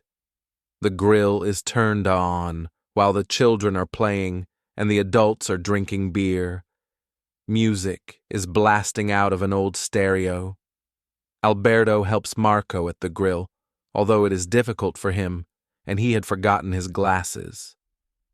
Suddenly, it comes into Marcos's mind that he has a present for Alberto. It's a big hunting knife with a horn handle. Marco explains that this is a very special knife from the traditional Spanish brand, Muele, a knife for collectors. The beautiful evening has come to an end. As Marco is about to leave, Paula gives him a kiss and says that she wants to talk to him the next day. On Sunday, Marco and Paula meet again. She feels very grateful for the splendid barbecue evening. They have a conversation, and Marco tells her that during their relationship, not everything has been bad. Paula proposes to Marco. For the children, they could live together again. Indeed, after 1 week the family moves together again. Marco is very happy, especially because the cheap knife which he bought on his single vacation in Thailand didn't fail to make an impression. 85. The Maid. Maria comes from Poland and works twice a week as a maid in a big house. The house belongs to Ms. Sanchez, who is living alone. Once in a while, her son comes for a visit. Her son is unemployed and receives some money from his mother. The son lives at a friend's place. He often comes in the morning hours to his mother's house and is watching TV. If the weather is fine, he sits on the terrace and drinks beer. Maria has to carry the empty beer bottles into the basement. In the basement are huge numbers of cases with full beer bottles stored. Ms. Sanchez works very hard. She works in a factory and comes home very late, but she often calls her son and also sometimes Maria. One day the son asks Maria for a favor. He says, "I'll be on a trip to another country for a few weeks. But don't tell it my mother. Make it appear as everything is normal." "No problem," says Maria. The next few days everything seems to be normal. Ms. Sanchez calls Maria and asks if her son still was at home and if all is okay. "Yes, Ms. Sanchez, everything is all right." Maria is sitting on the terrace and drinking beer. She'll carry the empty bottles in the basement. 86. The Merchant of Arts. In former times, Werner Schultz was an actor in a theater. In Berlin, he was well known, and also had managed to get an important role for a television series, in which he acted as a credible criminal. Mr. Schultz apparently was never poor and had always been interested in art and antiques. Now he was over 50 years old and received fewer offers from movies and theaters. But Mr. Schultz had also become quite famous as an art painter. It can be said that Mr. Schultz was a real artist and also a connoisseur of art, because he had wide knowledge, especially of antique paintings. He was well acquainted with the Impressionists of the 19th century. After many years as an artist, actor, and painting expert, Mr. Schultz was a welcomed customer in many shops and galleries. Mr. Schultz bought many valuable oil paintings and antiques in antique shops and art galleries, but his reputation for being a good supplier was even greater. The quality of his paintings and the merchandise he offered to sell were outstanding. One day, newspapers reported that the famous art dealer and actor Werner Schultz had died. No one knew that he had died since Mr. Schultz had no relatives. Therefore, journalists were looking for friends and relatives. Recently, journalists found out what they were looking for. Mr. Schultz was a distant relative of Hermann Göring. 87. A New World. To this day, Ben Iglesias has not been able to explain it. What had happened? His life was no worse than before. But the strange thing was that the feeling of not belonging here was not going away. However, that was not important anymore. It all began with the return flight from Mars to Earth, a journey that had been planned for a long time. For his crew of 4, it was their first trip. For Ben, it was already his 5th. As they entered the Earth's orbit, flickering light appeared for a couple of seconds. Alarm signals were ringing everywhere. And then he lost consciousness. When he woke up, his crew was dead, and the spacecraft was on emergency electricity. But the strangest thing was that the spacecraft had already landed, and all the instruments were dead. It was impossible to see how much time had passed since the accident. The weather, the coordinates, the data of the ship could not be correct. More important was the fact that there was no contact with the base. Everything seemed dead. For a couple of seconds, Ben looked out of the window. Where was the Caribbean Sea? He was supposed to fly over Cuba, but under the ship, everything was yellow and brown. Ben exited the spaceship and saw a white desert until the end of the horizon. It was very hot, and the atmosphere had only 60% oxygen. Suddenly, he could not believe what he saw. Slowly but surely, a group of humans approached. They surrounded him and said nothing. Ben was not afraid because they did not look aggressive but completely different. The people were small, they were women, and a couple of men, and they looked like burned. Were they Australian Aborigines? There was some resemblance, but they were very thin, almost like skeletons and small as children. They gave Ben water and signaled him to follow the group. After a long walk, they came to a valley of stones covered with small holes that were entrances to giant dark caves. From somewhere down there came the sound of water. That was Ben's first impression. How long had he lived here now? Ben estimated that he had already lived with these creatures for about 3 years. At first, the language was the most difficult part.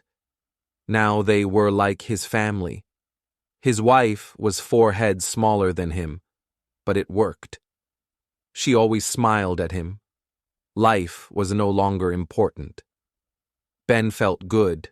His wife had the eyes of a black cat, and every day she laughed more. She had become pregnant. 88 Airbnb, the mysterious shadow, and a revolver. Anna loves Airbnb. It's already the 3rd time that she spends her holidays in an Airbnb apartment. Anna has rented a large apartment for an entire month. The owner spends most of his time in his room, watching TV. One night, Anna returns home. The television in the owner's room is blasting on high volume. Anna knocks on the door, but nobody answers. She opens the door, enters the room, and screams. Anna stares at the old man who is sitting on the couch. His eyes and mouth are wide open. His head is covered in blood. In his hand, he holds a revolver. The man has been shot. For the police, it is clear suicide, and the body is quickly carried away. Anna couldn't go home because she couldn't change her flight, and so she decides to stay the rest of her holidays in the apartment. But nothing is as before. Anna cannot sleep at night. To find sleep, Anna smokes a joint before going to bed. One night she wakes up. She sees a large shadow approaching her bed. Anna can't move nor scream. The shadow leans over her and lies down on her body. Darkness. Suddenly, sunlight shines through the window. Anna wakes up and feels bad. She's depressed. Was it a nightmare? At the bedside table, she sees something dark. Anna takes it, and it felt quite heavy. Now she's recognizing it. It is the old man's revolver. 89 Adventures in the Spa. Mr. Schmidt is a businessman. He owns a small restaurant at a railway station and sells fish and chips there. He has many regular customers because most of the customers like his dishes. In the after-work hours, he frequently goes to a spa to calm down and relax. Some time ago, Mr. Schmidt went again to the sauna. Actually, it is spa facility with a steam sauna and Turkish bath which can be found in most of the major cities. They are furnished with several saunas and a swimming pool. That day, the temperature of the herbal sauna seemed to be especially high. Mr. Schmidt had already been seating and sweating on the sauna bench when the door opened. A man came in. Mr. Schmidt recognized him immediately. It was a customer. However, he didn't like this customer. Once the customer had denounced him because he thought that the restaurant was dirty. The other man also recognized Mr. Schmidt. The man smiled. "Good evening, Mr. Schmidt. How are you?"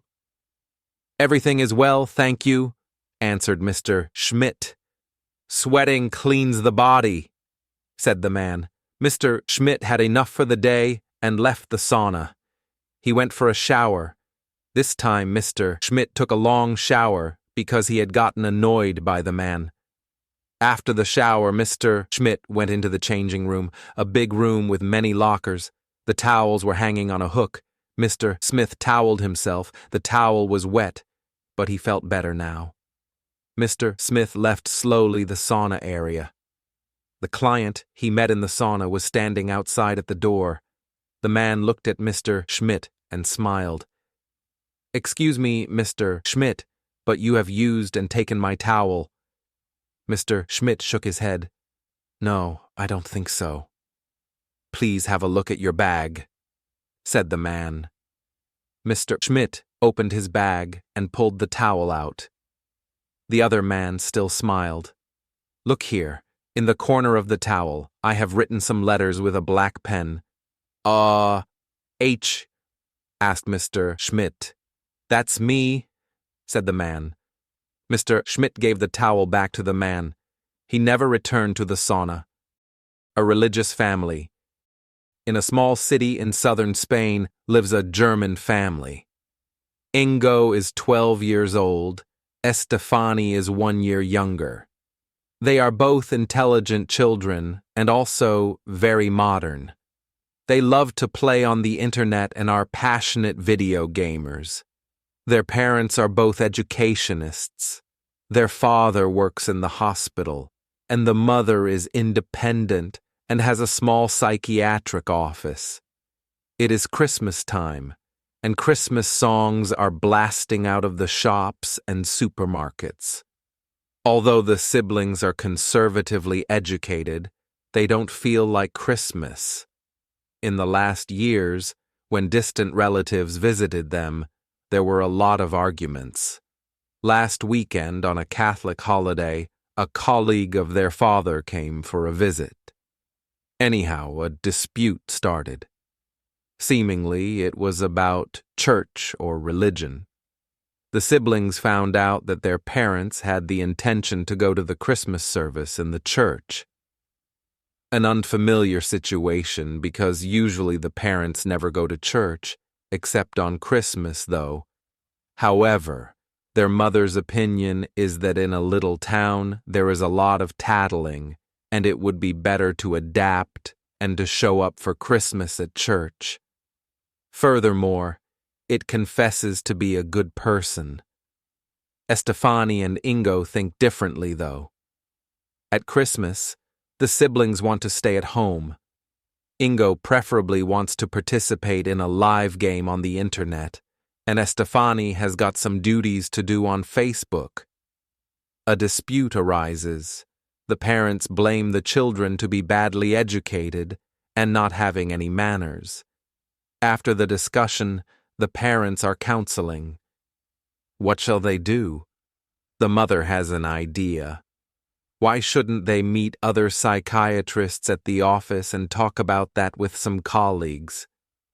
The parents have some telephone conservations, and in the evening the small group of pedagogues and psychiatrists meets for a change of views at the office. Ingo and Estefani are surprised as their parents return from the meeting and explain that they don't have to go to church at Christmas. Estefani wants to know why the parents have changed their opinion. The mother answers that the colleagues had analyzed them, and it turned out that both of them were just a tiny little bit sick, for their parents would be just a little religious, and religion fundamentally is a kind of brain disease. 91 crowdfunding for a new kitchen. Melinda is a young girl from California. For years, she had been planning to acquire a new kitchen. The problem was that she was still living at her parents' home, strictly speaking, in the attic. There was a little kitchenette, like in a hotel, equipped with a microwave oven and a coffee machine. Melinda had always loved to rummage in cookbooks and had already downloaded hundreds of recipes, and to be honest, she was a good chief. Her parents weren't interested in modern kitchens. However, why? They always ate American plain meals that usually consisted of fries, beans, sausages, and coarse ingredients. Because Melinda was already 30 years old, her family did expect that she finally found a partner, married, and founded a family. But there was a problem for Melinda. She didn't have work, and unemployment makes life difficult, as everywhere. With work or without, she needed that kitchen. She had saved $600. Around the corner was a huge home center that always had discounts for kitchens on Mondays. But that wasn't all. Hardware stores, just like supermarkets, can be places where you can often meet neighbors and friends. On Monday morning, Melinda stood in front of the main entrance and waited. Indeed, after 20 minutes, the first neighbor came. Melinda didn't hesitate. She told the old woman that she urgently needed to buy a pressure cooker because the old one was broken and she needed $30 for a new pot. After a while, the woman gave her the money. It perfectly worked.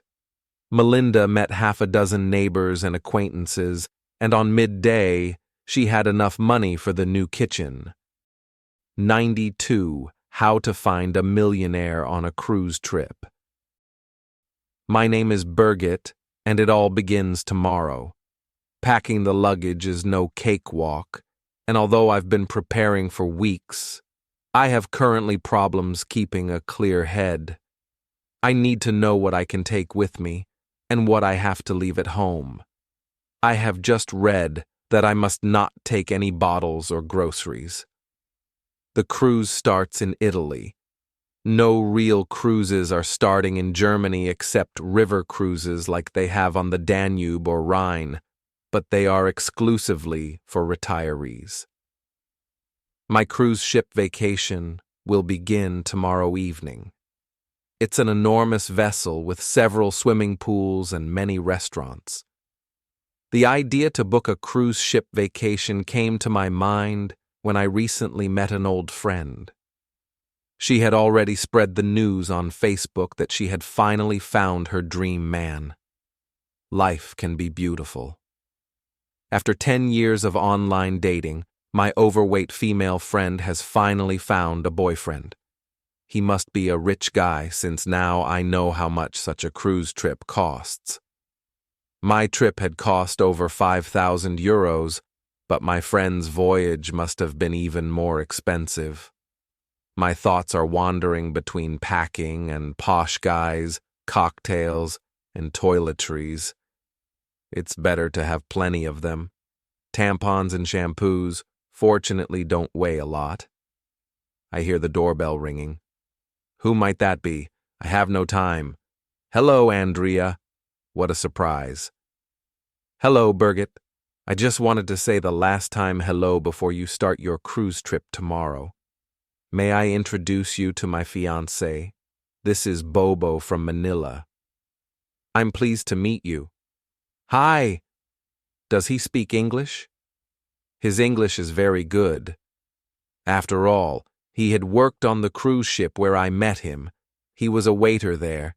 He is a very capable man. 93. A visit from America. Berta and Willi are pensioners. They are from Hamburg but spend most of their time in Bavaria, a state in southern Germany. Many years ago they had bought a country house in a village. The couple comes from modest families. Willi had worked as a bus driver and his wife Berta used to work in a supermarket. One afternoon the doorbell rings. Willi opens the door and in front of him stands a man with 2 children. Strangers. Yes? The man responds in a language he doesn't understand. Willi calls his wife. Berta greets the people who keep talking enthusiastically, but Berta and Willi don't understand a word. I think they speak English, says Berta. The children are shaking their heads but seem somehow encouraged to keep talking. Suddenly, the man puts his hand in his pocket and takes a black and white picture out. He shows it to Berta and Willi. Willi puts his glasses on and nods kindly. The family gets excited and the children embrace Willi. They speak in their own language and seem to be happy. The man points at the cuckoo clock and then he points with his finger to his chest. Berta smiled. He seems to possess the same. The children go into the kitchen and open the refrigerator. Berta and Willi are following them. Are you hungry? Asks Berta. Today we have sauerkraut with sausages. I'll warm it up for you.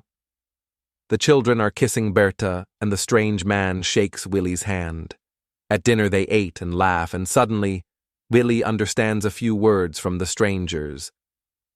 America, grandfather. Willi and Berta agree, but the foreigners all speak at once. Suddenly, the family gets up and kisses Berta and Willi goodbye. The strange man gives a photograph to Willi. Willi nods kindly. The family finally leaves. Willi looks at the image again. It must have been the former owner when he was young. Yes, but who were these people? 94. The Old Lush. The people of Chieti thought that Marta comes from an insignificant town in the center of the Italian Abruzos region. The people also said that she was speaking with an accent, and lots of elderly people even said that she originally came from Romania. Sometimes Marta went to a restaurant to eat, and there everyone was talking about her. Sometimes she could even hear people saying that she lives with her grown-up daughter, a young woman who allegedly goes to London next summer to study. It was also well known that Marta owned a dachshund named Max, with whom she'd take a walk at least once a day. Most of the people thought she didn't work. Marta had an open secret. She loved drinking wine. 1 to 2 bottles of red wine per day, and she preferred to drink the wine alone. In the early afternoon, she began to drink and continued drinking until evening started. Better than going to the pub and losing her reputation there, she thought. She partly had lost her reputation because in the local supermarket, Aldi, she could regularly be seen with a shopping cart full of wine bottles. What the people were interested in was what kind of work she had and why she lives alone. Sometimes she also seemed to be making a journey. One day before Christmas, a dark vehicle parked in front of her house. Men and women in uniforms. Was it the police? We didn't know. Interestingly, a few days later, another vehicle parked in front of the door. This time it was a white van. Marta wore on this dark winter's day her sunglasses and got hastily inside the vehicle, and the car disappeared. A neighbor claimed that the car had foreign plates with a tiny blue-white flag on it. 95. The Treasure in the Woods. Jan Schultz is a romantic person. Although he has been already 18 years old at that time, he was more interested in history books than in young ladies, other than his friends and classmates. When he didn't sleep, or he wasn't busy with his homework, he used to doze on the sofa and was dreaming of having lots of money one day. One afternoon, he fell asleep on the couch. He had a lively dream. He dreamed to have found a treasure on an island. As he found the chest, he opened it, and a little cloud of smoke came out. The smoke formed itself into a mouth, and an old voice said, "Get up, go to the forest. You'll find a map there. The map will be buried beneath an old pine tree. Dig a hole where you'll see some smoke fuming. It's a treasure map. You can become rich if you find the map." The smoke came closer to his face. All of a sudden, John couldn't breathe anymore, and he thought to be choking. John remembered that this day was Sunday, and it must already have been afternoon. It was already autumn. Fog racked over the landscape. Behind the house, a path began, which led directly to the forest. He followed the track, and he didn't even go 100 meters, as he already saw the pine tree, and besides, he could see fine white smoke rising to the sky. Jan dug into the soil and found a little tube, and inside he found a rolled-up scroll. It looked like a Buddhist map or a scroll. He rolled it up and went home. The next day, he went directly after school to a shop where gold and other objects of value could be sold. He didn't get any money for the map. John went home, lied on the couch, and fell asleep. He dreamed that he would never need any money. As he woke up, he glanced smiling at the treasure map. The money and the treasure weren't important to him anymore. 96. Au pair in England.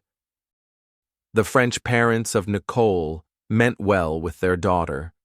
They wanted to send her daughter as an au pair to England to learn English. An agency had organized accommodations for Nicole with an English family. The agency had charged the parents a lot of money for a 1-month stay, but it didn't matter since their daughter's education was most important. Nicole was excited because she had never been out of the county before, and she would love to learn a new language. It was August when Nicole traveled to England. However, when Nicole arrived, she was in for a nasty surprise. She was not allowed to make phone calls, and in the house there was no internet.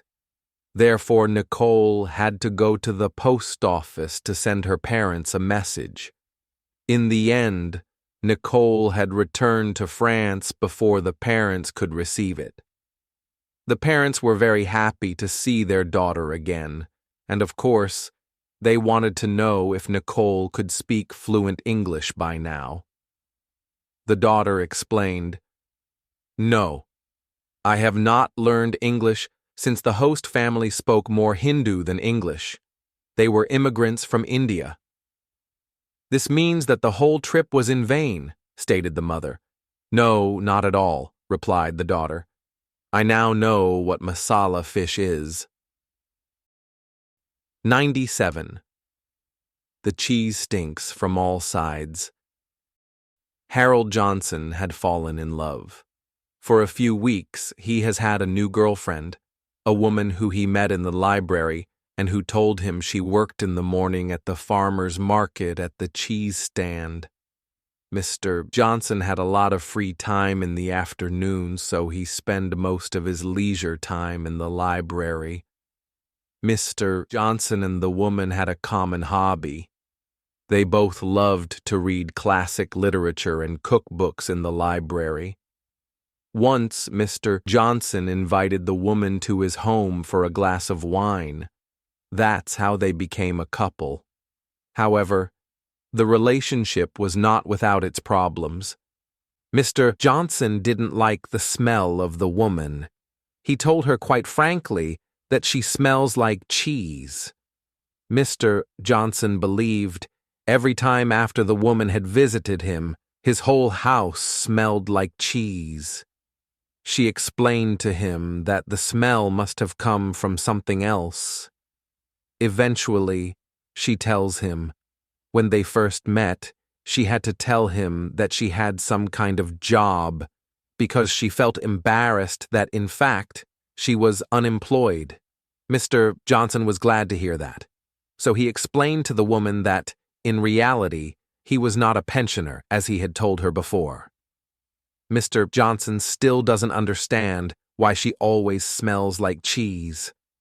"So what's your real job, then?" asked Mr. Johnson the woman. "I am unemployed, but I do foot massages," she said.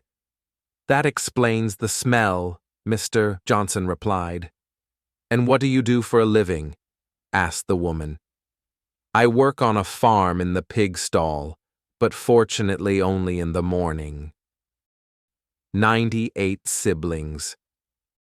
Alberto and Maria are siblings. Every weekend they go to visit their grandmother.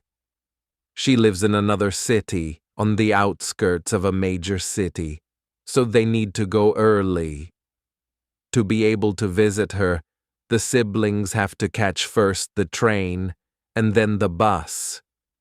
When they reach the main station, they have to transfer the train to reach their final destination. Usually, it takes about an hour until the other train arrives. When they finally arrive in the small town, they have to take the bus. The entire trip usually lasts 3 hours, and by evening, they have to return home. 99. A new recipe. Molly is the owner of a small restaurant in a small town.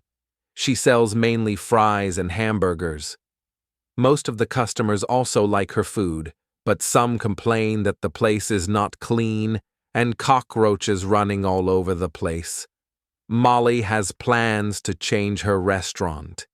It is going to be clean and offers healthy dishes. Molly has bought a cookbook containing many Asian and diet recipes. Molly is inspired to change her menu.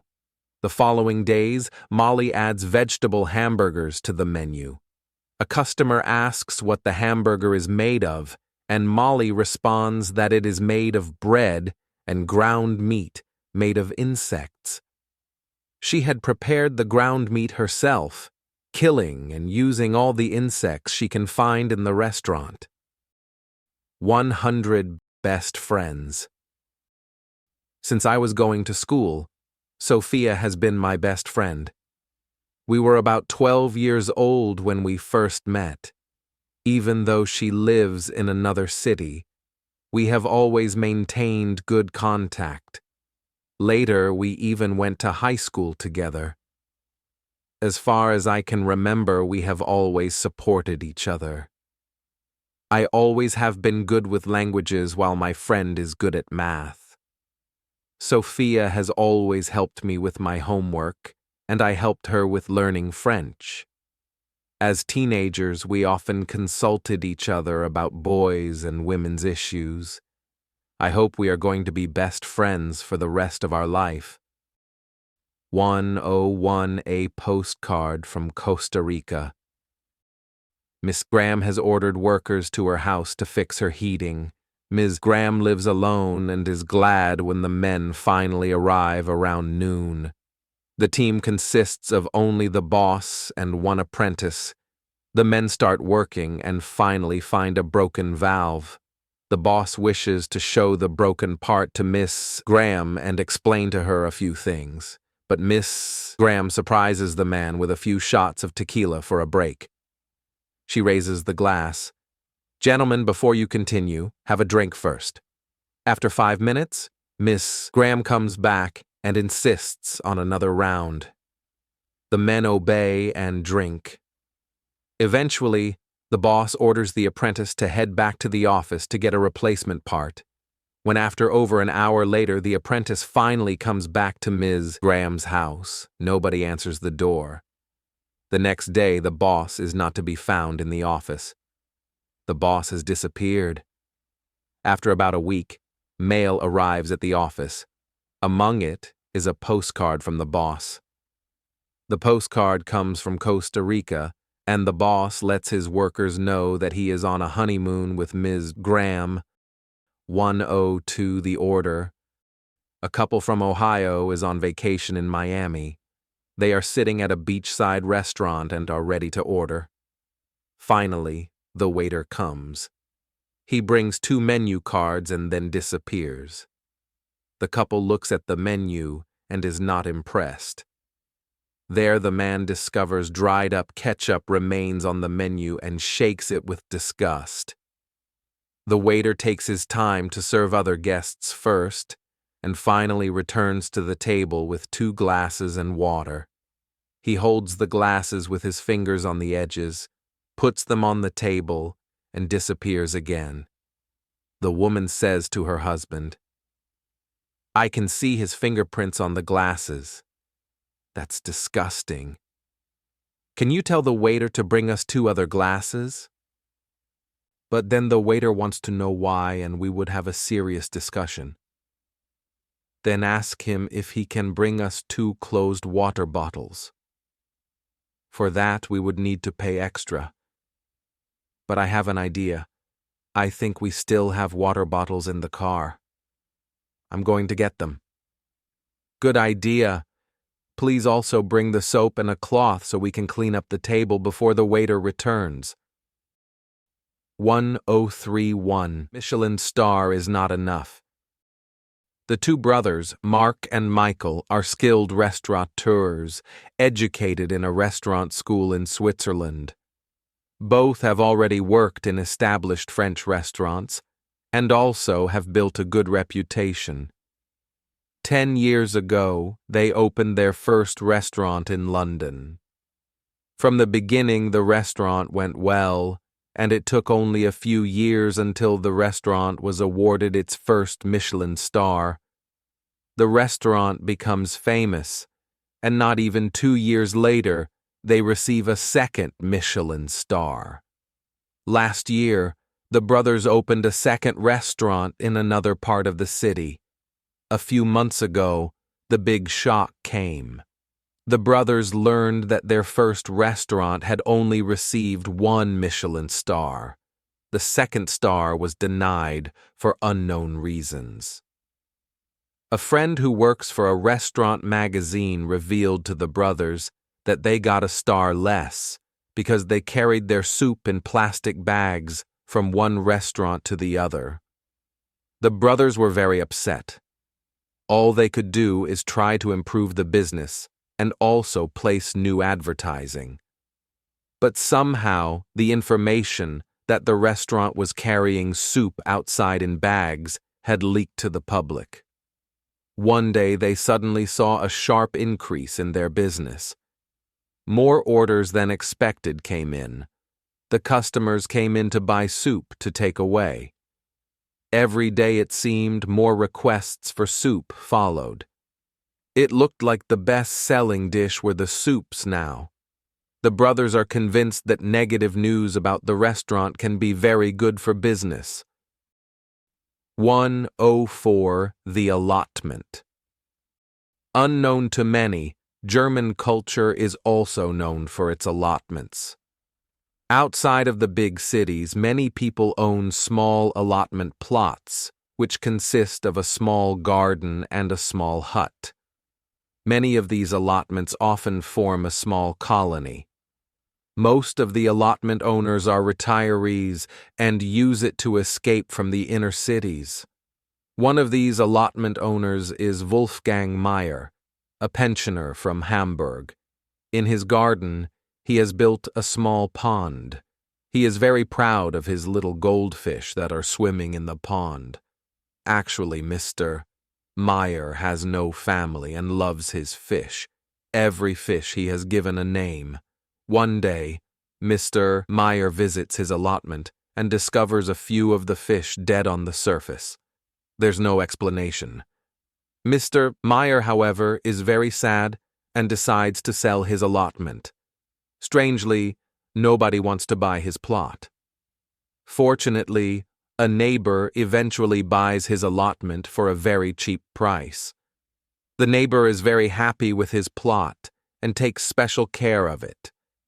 After a short time, the allotment is in great condition. The garden is blossoming and the pond is full of fish. From time to time, Mr. Meyer comes to visit his old allotment just to see what has changed. Mr. Meyer is a bit jealous, and he wishes to use his old allotment again. One day, unexpectedly, many dead fish are in the pond again. A short time later, the new owner of the allotment receives a letter from Mr. Meyer.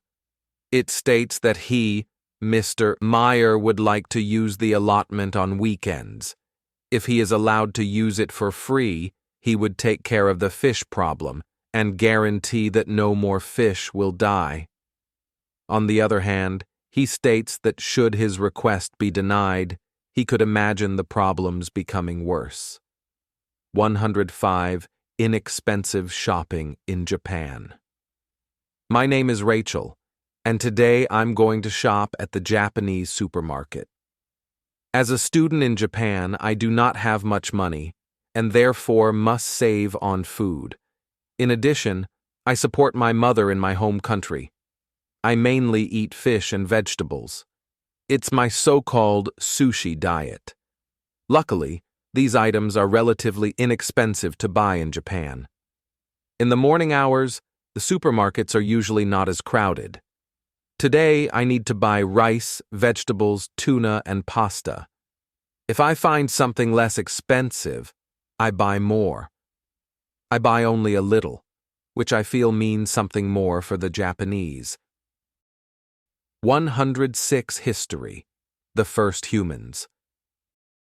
Most scholars still agree that the African origin model holds that all or nearly all modern human genetic diversity around the world can be traced back to the first, anatomically modern humans to leave Africa.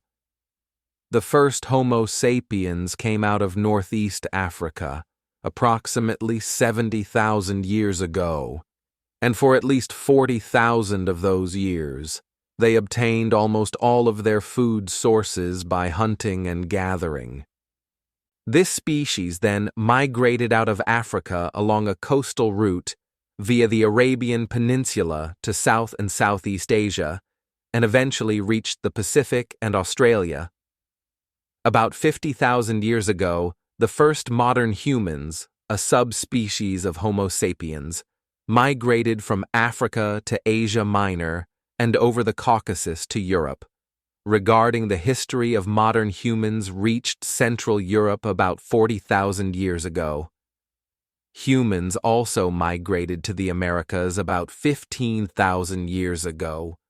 Most came over the land bridge, which is now called the Bering Strait. The 10th millennium BC saw the invention of agriculture and the beginning of the ancient era. The Neolithic Age or New Stone Age was a period in the development of human technology, which included primitive tools beginning about 10,200 BC. Hunter-gatherers of that time had access to goods and tools that prehistoric hunter-gatherers did not have, due to trade with neighboring tribes and early agrarian societies. Most modern hunter-gatherers could already forge iron, making hunting and cutting tools of stones and bones, which made primitive agriculture and hunting considerably easier. Thank you so much for spending your time with us here on Read and Learn English.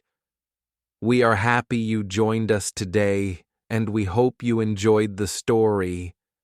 Every time you read and listen in English, you are taking one more step toward becoming a better English speaker.